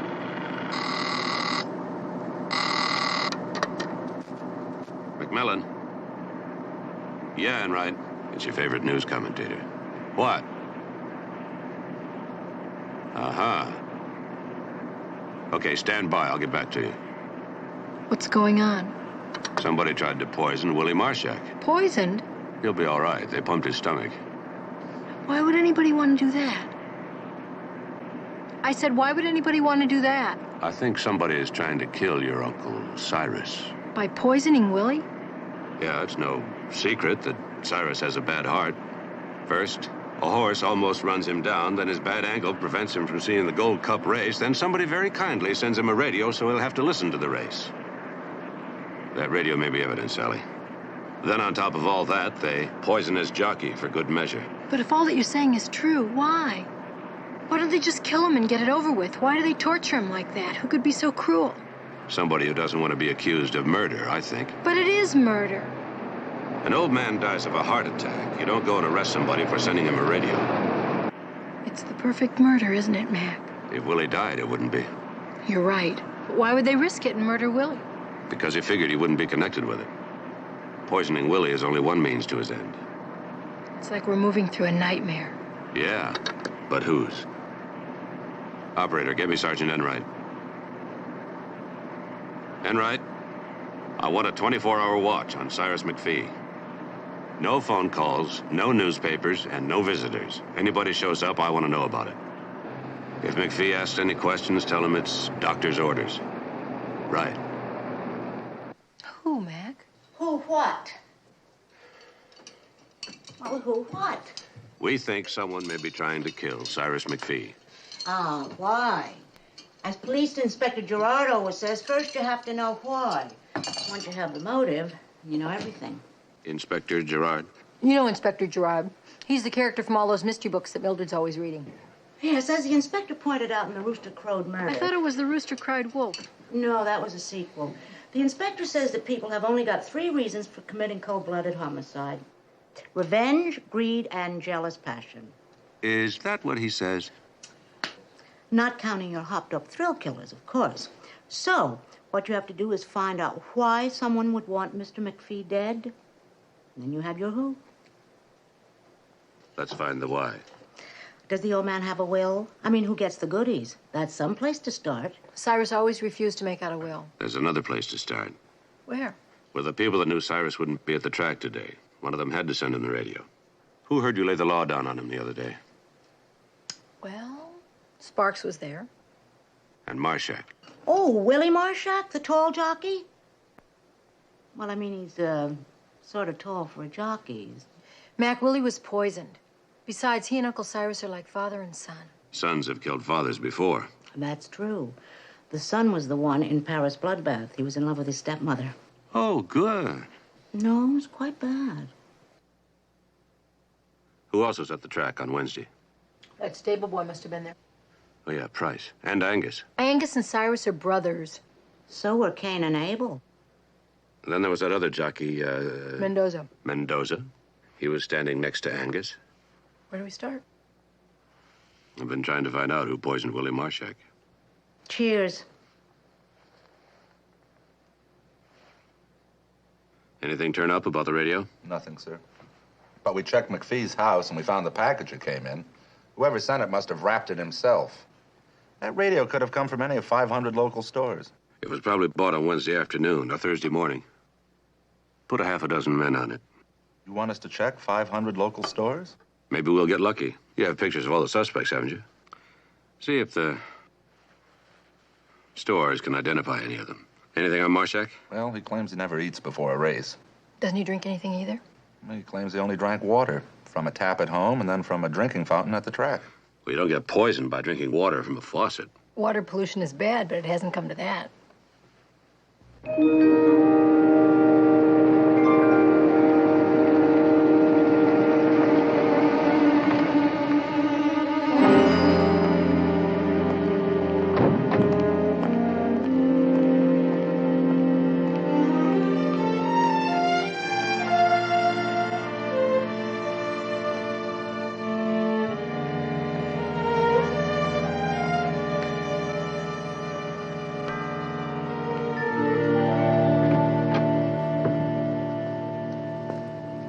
Mrs. Marshak?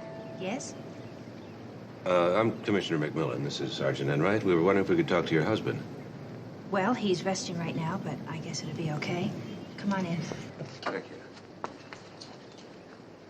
Have a fall? Doesn't it figure? I beg your pardon? Life. It's just one big good news, bad news joke. You know, good news, bad. Well, you see, the good news is that your husband goes out and buys you a brand new powder blue new sedan. And the bad news is that you slip in the tub, break your arm, and won't be able to drive it for 2 months. Right? I'll be right back. Willie, what are you doing up? I had to go to the bathroom. Commissioner McMillan and Sergeant Enright would like to talk to you. Commissioner. How you feeling, Willie? Well, under the circumstances, I gotta feel great. I'm still alive. Willie, I don't think you should be up. Why don't we go? No. I feel fine, dear brother. Come on, sit down. Thank you. Here. Willie, Yeah. do you have any idea who poisoned you? Not one, Commissioner. Maybe somebody dropped a bundle betting on me or against me. But other than that, your guess has got to be as good as mine. Better, maybe, because I don't even have a hunch about it. Any idea how you were poisoned? Thanks, dear. That's like I told Sergeant, Enright? at the hospital. I never eat on the morning of a race. But you do drink. Oh, sure. I had a glass of water at home. Then I had some water at the track. From a drinking fountain?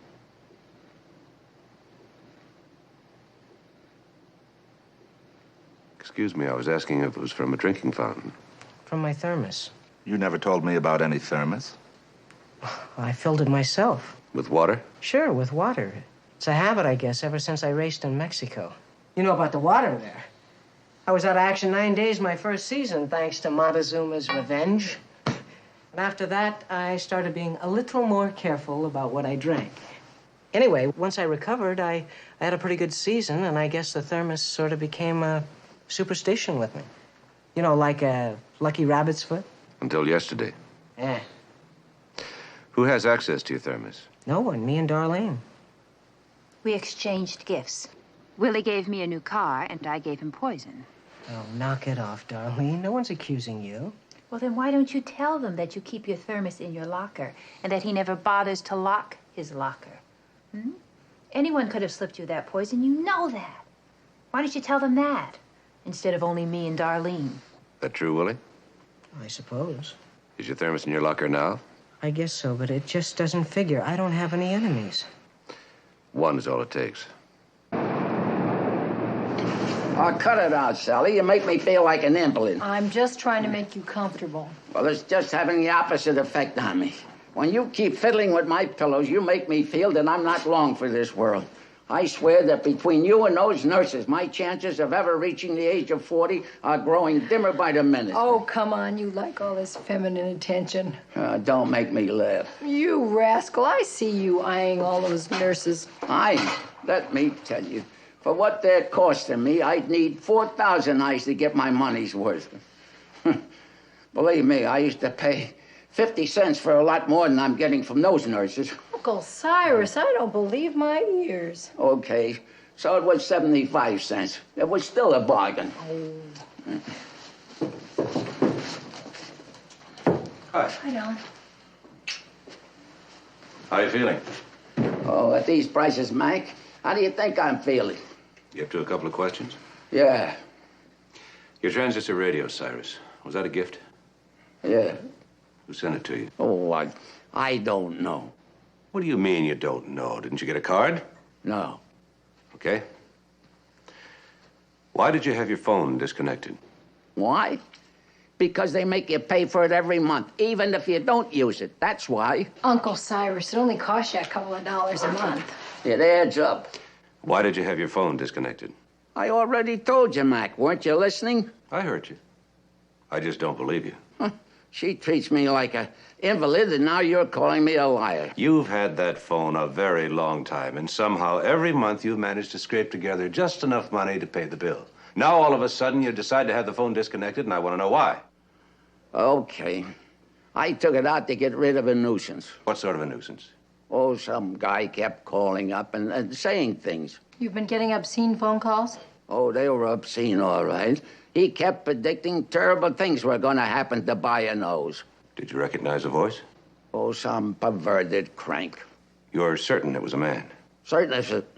Look, that old I'm not. All right, no more questions. Cyrus, I'll see you in the morning. Take care. Look, you take it easy here. Yeah. At my age, Mac, I'll take it any way I can get it.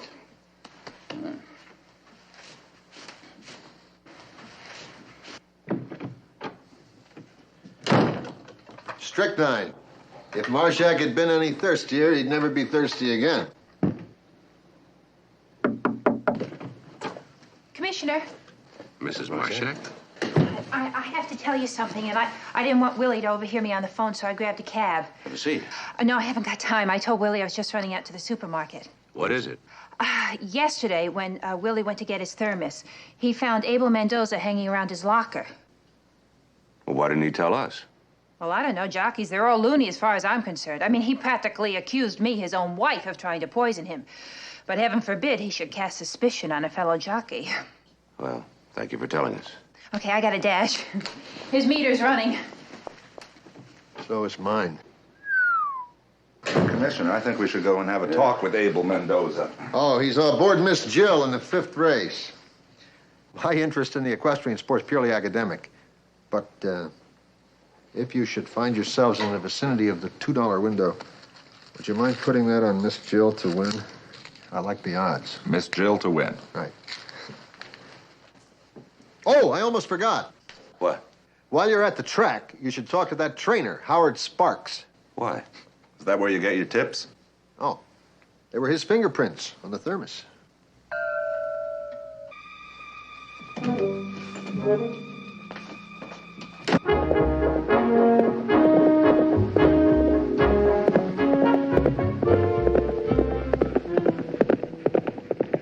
Morning, Sparks.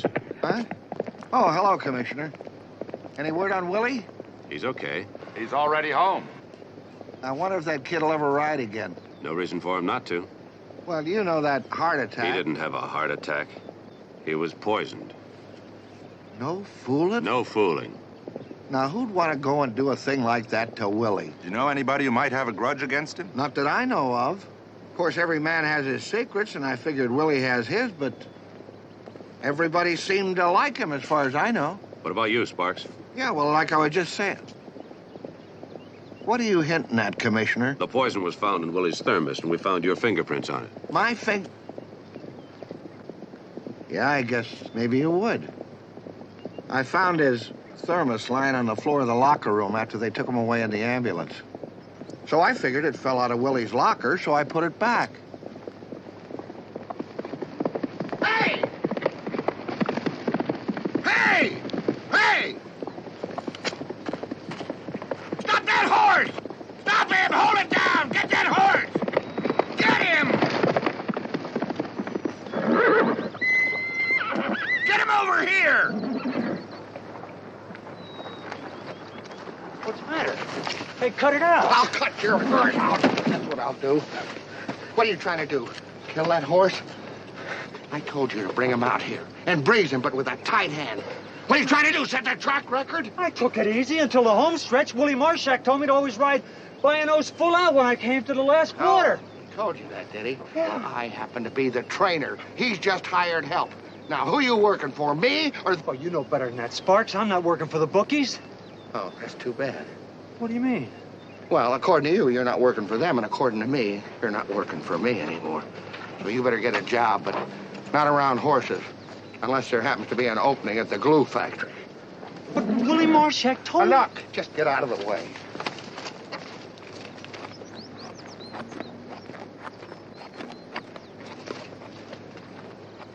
Commissioner, you get the feeling they're all a little bit nutty around here?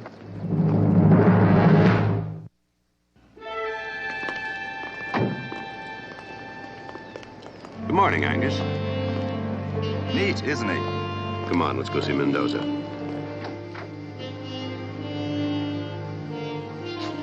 Mendoza's locker is 412.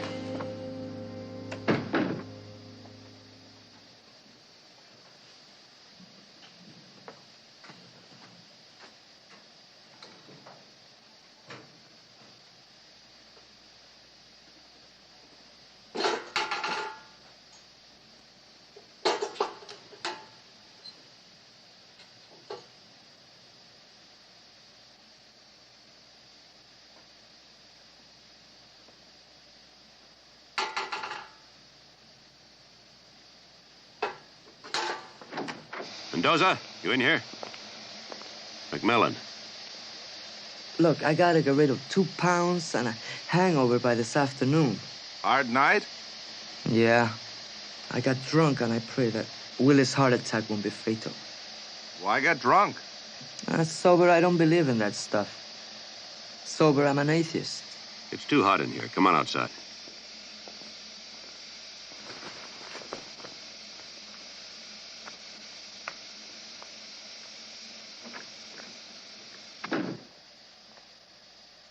Willie didn't have a heart attack. Then what? He was poisoned. He's okay. Who did it? That's what we're trying to find out. I understand you were in here yesterday when Willie came in for his thermos. Yeah, I was looking for my St. Christopher medal. I won't ride without it. It's not a religious thing. It's a habit. Promised my mother.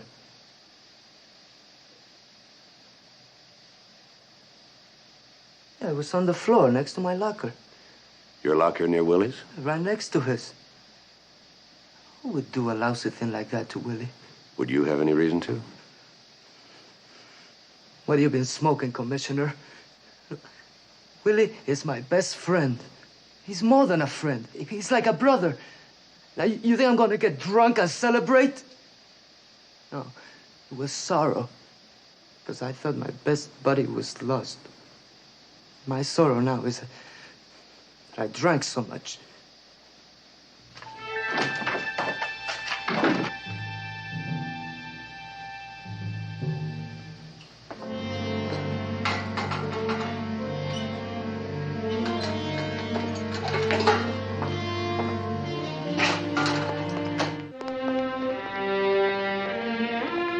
Commissioner, your wife's on the phone. Thank you.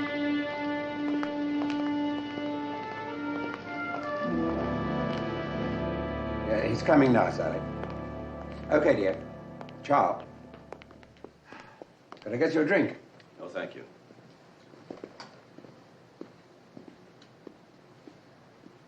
Hi. Oh, yeah? Well, that's fine. I'll be right over.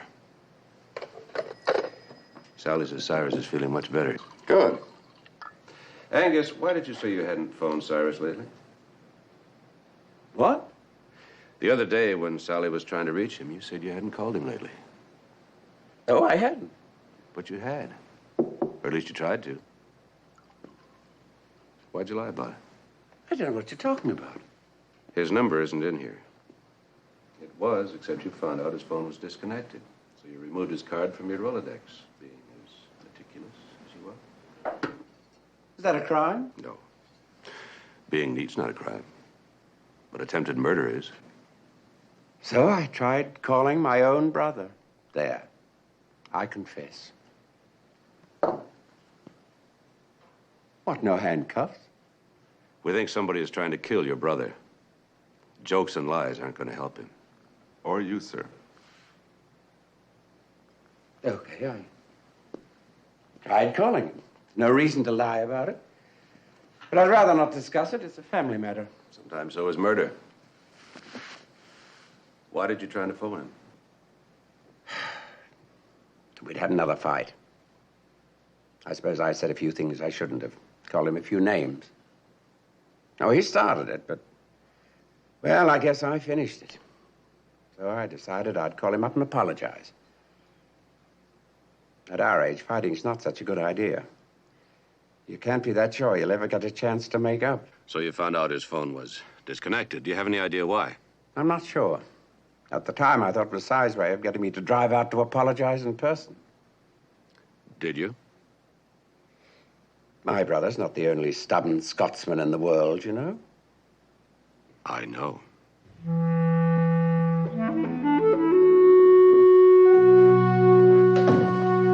All right, thanks very much for all your information. What have you found out? Sir, if money were a motive, we'd have a bumper crop of suspects. For instance? For instance, Howard Sparks. A few years ago, he tried to start his own stable. Blew his entire life savings and had to go back to training. For instance? For instance, Abel Mendoza.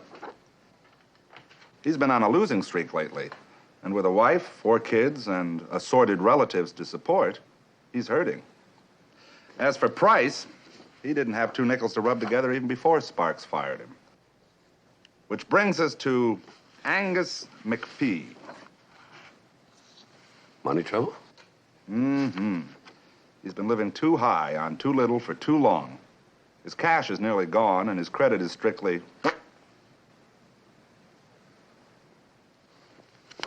That it?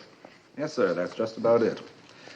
Except for what it's worth, Willie Marshak is also on the list of the ranks.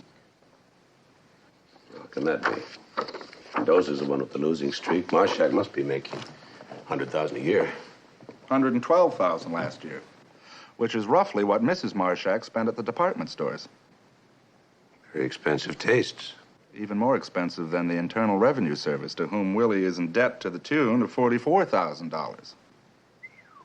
So you see, sir, if money is the motive, I really think we only have one suspect. Who's that? Angus McPhee. Sir, even without a will, as next of kin, he would inherit the entire estate. Correct, sir? Sounds correct. Just doesn't feel correct.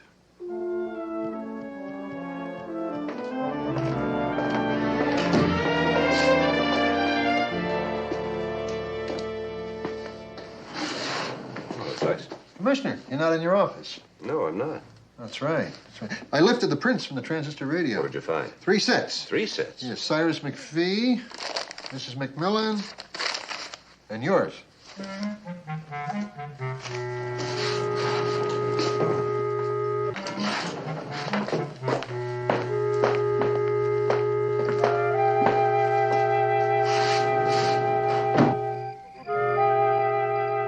I can't believe it. Some people can commit murders other people can't. I just don't believe Angus could kill anyone. I didn't say Angus was guilty. But you implied it. I said he has the most obvious motive. Well, then the motive just isn't that obvious. Maybe. No maybes about it, Mac. Angus is not a killer. Since when are you so fond of Angus? I'm not fond of Angus. I'm not fond of Phil Madison either, but that doesn't mean he goes around poisoning lamb chops. Who is Phil Madison? And why would he go around poisoning lamb chops? He wouldn't. That's my point. He's our butcher. Oh, that's a relief. Now that I know our butcher isn't poisoning lamb chops, maybe I can get some sleep, if you'll let me. Mac, Phil is a terrible butcher, but he's not a killer. It's the same with Angus. He's not the greatest brother, but he's not the type that could go out and commit fratricide. It's not his self-image. He's a lady killer. Not a killer. Well, since we know that Angus didn't do it, who could it be that's trying to kill Uncle Cyrus? And why? Well, it's a sure bet that I'm not going to be able to sleep tonight. How about you?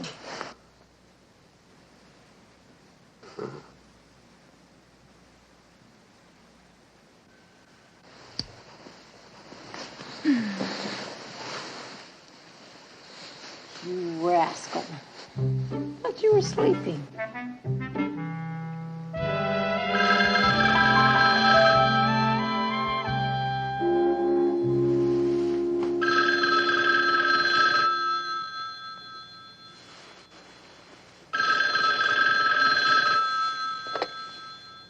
Hello. Hello, Commissioner. This is the trainer, Howard Sparks, out the track. Oh, good morning. I just wanted to tell you that Mr. McPhee phoned me a little while ago. He says he's coming out to the track right away to pick up By-N-O's. He plans to take him back to the ranch with him. The old fool. Well, I just wanted you to know what that old coot was up to. He was bragging to me about how he snuck out on a fire escape. You know, I think this old guy is getting senile. I'll be out there as soon as I can. If Cyrus gets there first, try to stall him. I will, but there's something that I gotta tell you. What is it? Well, it'll hold until you get out here to the track. I'm on my way. Public nuisance #1 is just busted out.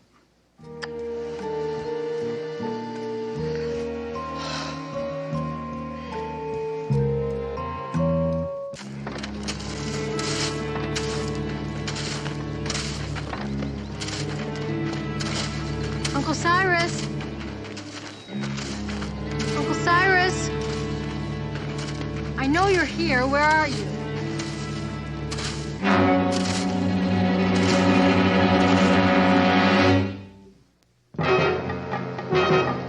Mac!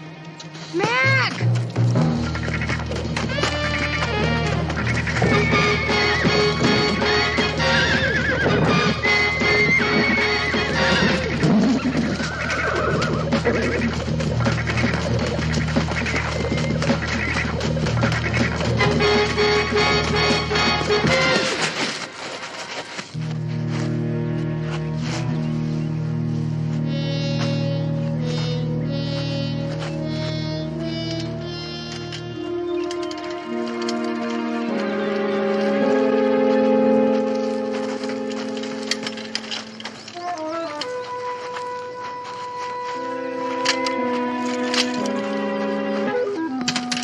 Commissioner.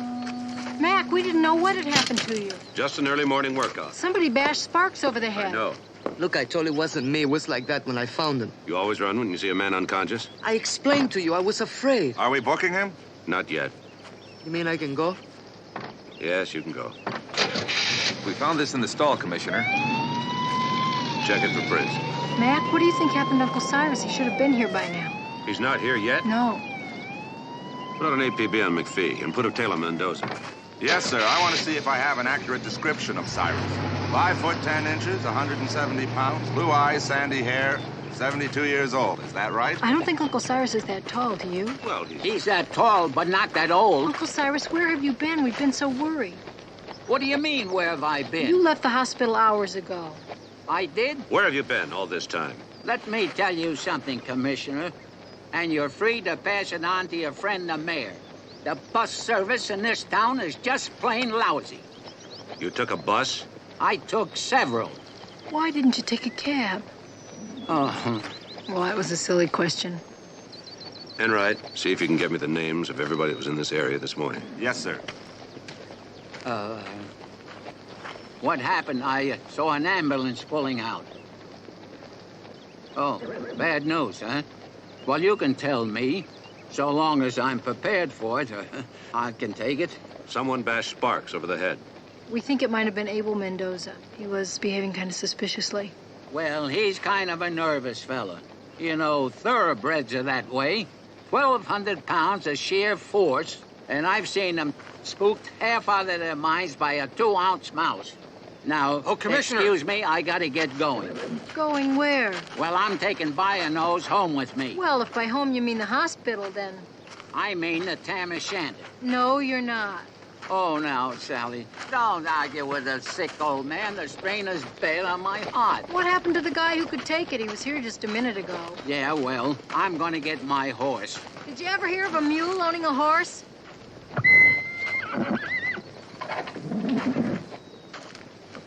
He's gonna kill himself. Yeah, well, that's one thing. We just want to be certain he doesn't have anybody to help him along.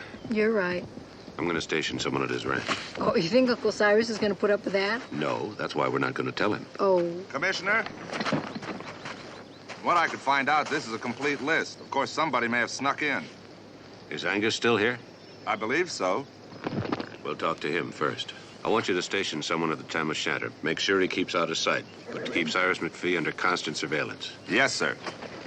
How are you gonna get Bio-Nose there? On the bus?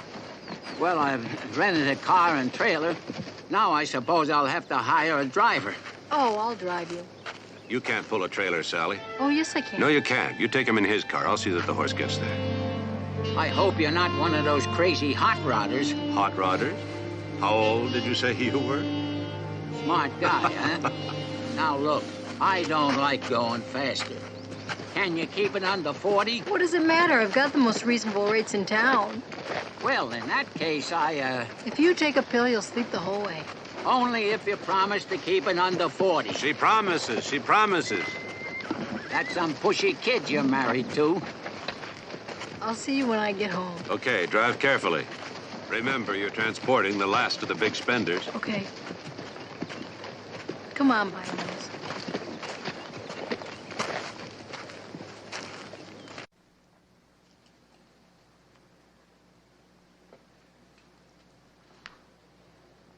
wasted, Commissioner.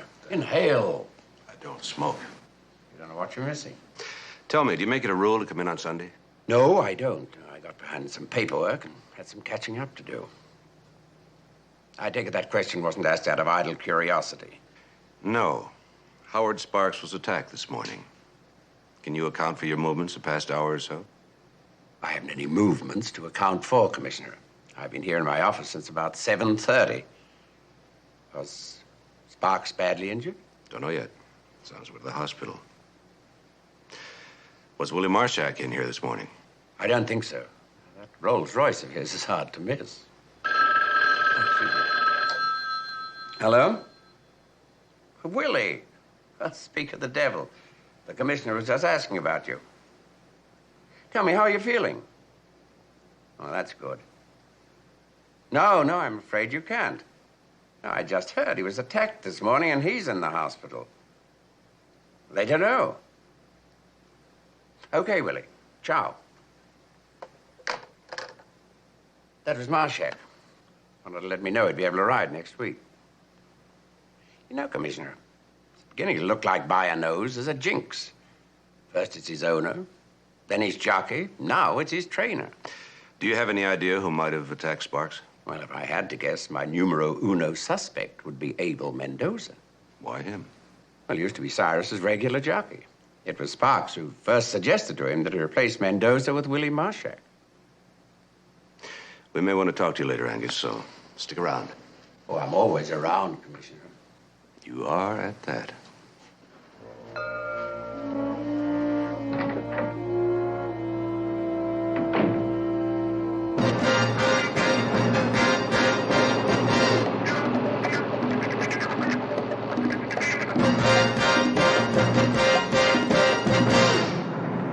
Uncle Cyrus, did you take your pill yet? After paying $2 for it, do you think I wouldn't? Well, then why aren't you asleep? Because obviously it wasn't worth $2.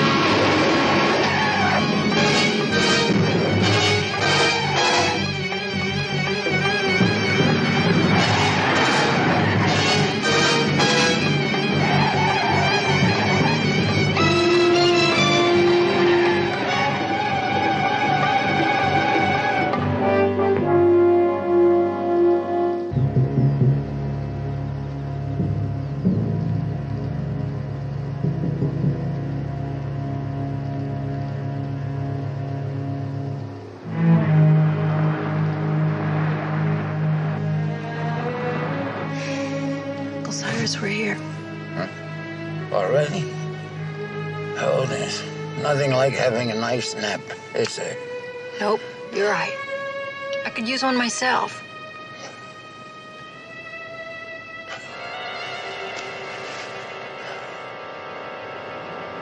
No, I don't understand. What did they say I happened? mean, there must have been something you could have done. And you? Are you all right?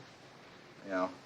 No, I appreciate it. He slept through the whole thing? Of course, I'll tell him right away. All right. It's a little late, but take care. Bye. Commissioner, that was the hospital. Sparks died in the ambulance. He never even regained consciousness. Is there something the matter with Mrs. McMillan? Uh-huh. Her car went out of control. Somebody drained the brake fluid. Our killer's game plan has changed. It's no longer murder by indirection. You know, sir, it seems to me he's under some sort of pressure. Hmm. Maybe some kind of time element. Who are we going to arrest? Who do you suggest? Well, you could drive a truck through any of their alibis. Angus McPhee claims he was in his office. He can't verify that. And Mendoza claims he just happened to be on the scene of the murder. Very flimsy alibis. Yes, sir. Which one is the guilty party? Frankly, I think McPhee's alibi is the weakest. I don't think either of them is the man we want. Well, why not? Because of the weakness of their alibis. I mean, how often can you prove where you've been? Innocent people don't go around establishing foolproof alibis. But I can guarantee you almost that our killer has gone to a lot of trouble to create a foolproof alibi. Well, I guess you're right. Let's go see Sykes.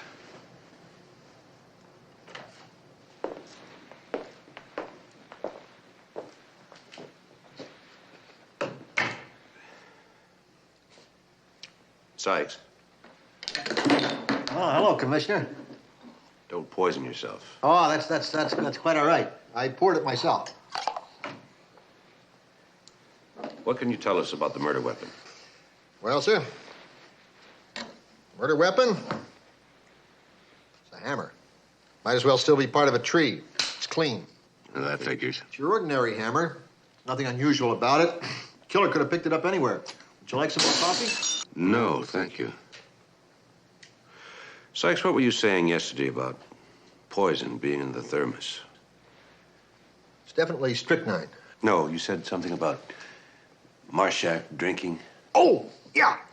I said that if Marshak had been thirstier, he'd never be thirsty again. Yeah, that's it. That's it. You know, Commissioner, I'll tell you something. He's mighty lucky he took only one swig.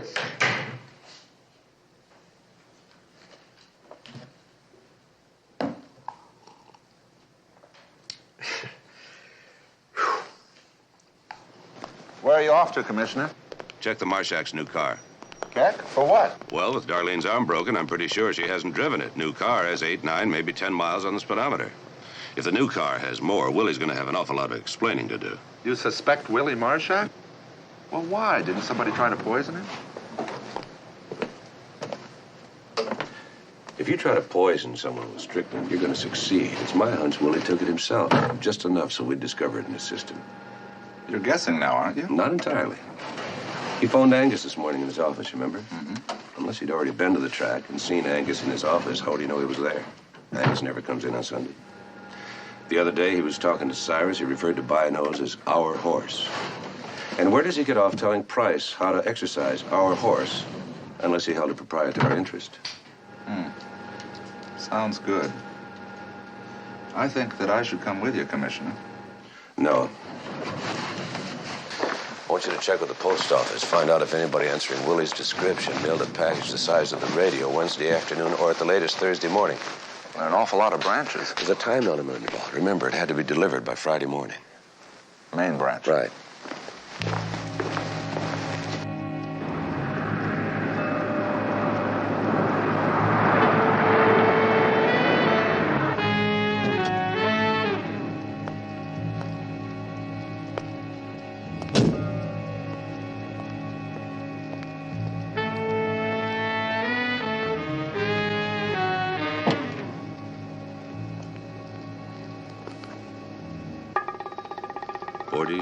Miles.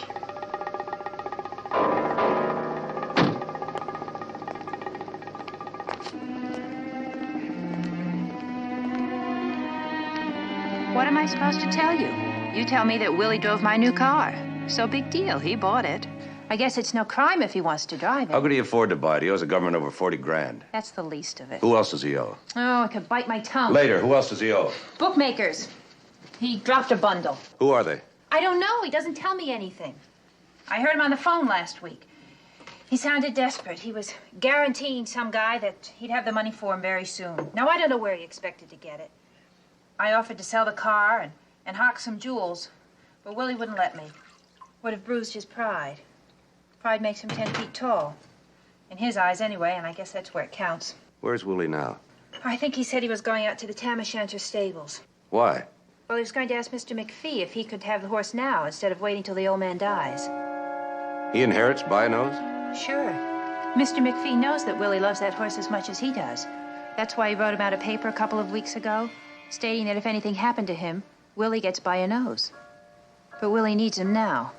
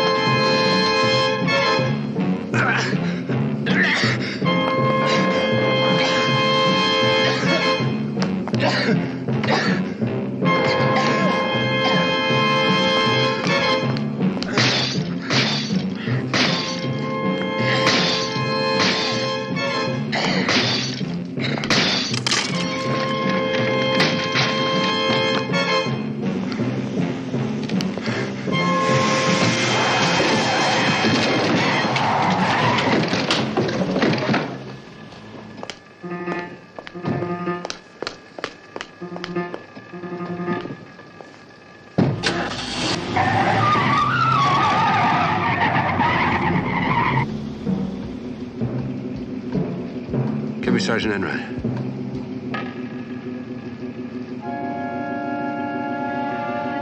Enright, put out an APB on Willie Marshak.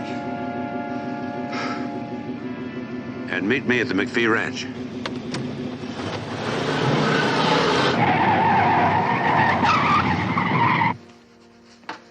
That was fine. Thanks, Sally. You're welcome. How is by your nose? I just put him in his stall. Now scoot down. Come on. He's resting comfortably. He's going to be just fine. Sure he is. I'll bet you didn't fiddle with his pillows. You're terrible. I should have known better than to get involved with a stubborn Scotsman. After all, I'm already married to one. Now, I'm bringing Mildred out here tomorrow to take proper care of you. Who's Mildred? She's our housekeeper. What does she charge? What do you care? We pay her. Well, in that case... Well, in that case, she's got great legs. You're going to love her. Well... Now, I want you to get some rest. God knows you're more trouble than you're worth, but you're so doggone cute. Yes, I am, aren't I? Sally. Yes? Thank you. For what? For trying to steal an old man's apples.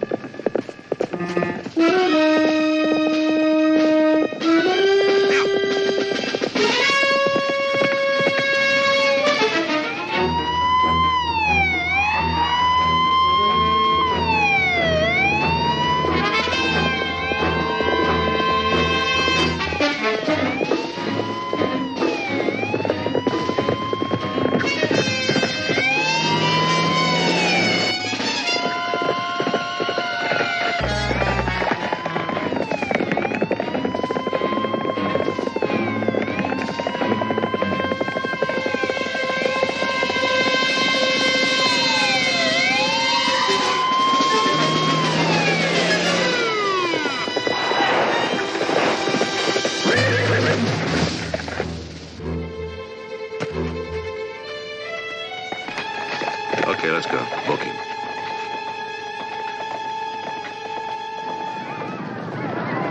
Around the far turn, it's total recall. On the inside in front by a nose, challenging for the lead. On the inside is second. Little Peter is third, followed by Tigers Ragadina. They're turning into the stretch. It's total recall. In front by a nose, challenging for the lead. It's total recall. And by a nose in ahead. Total recall and by a nose.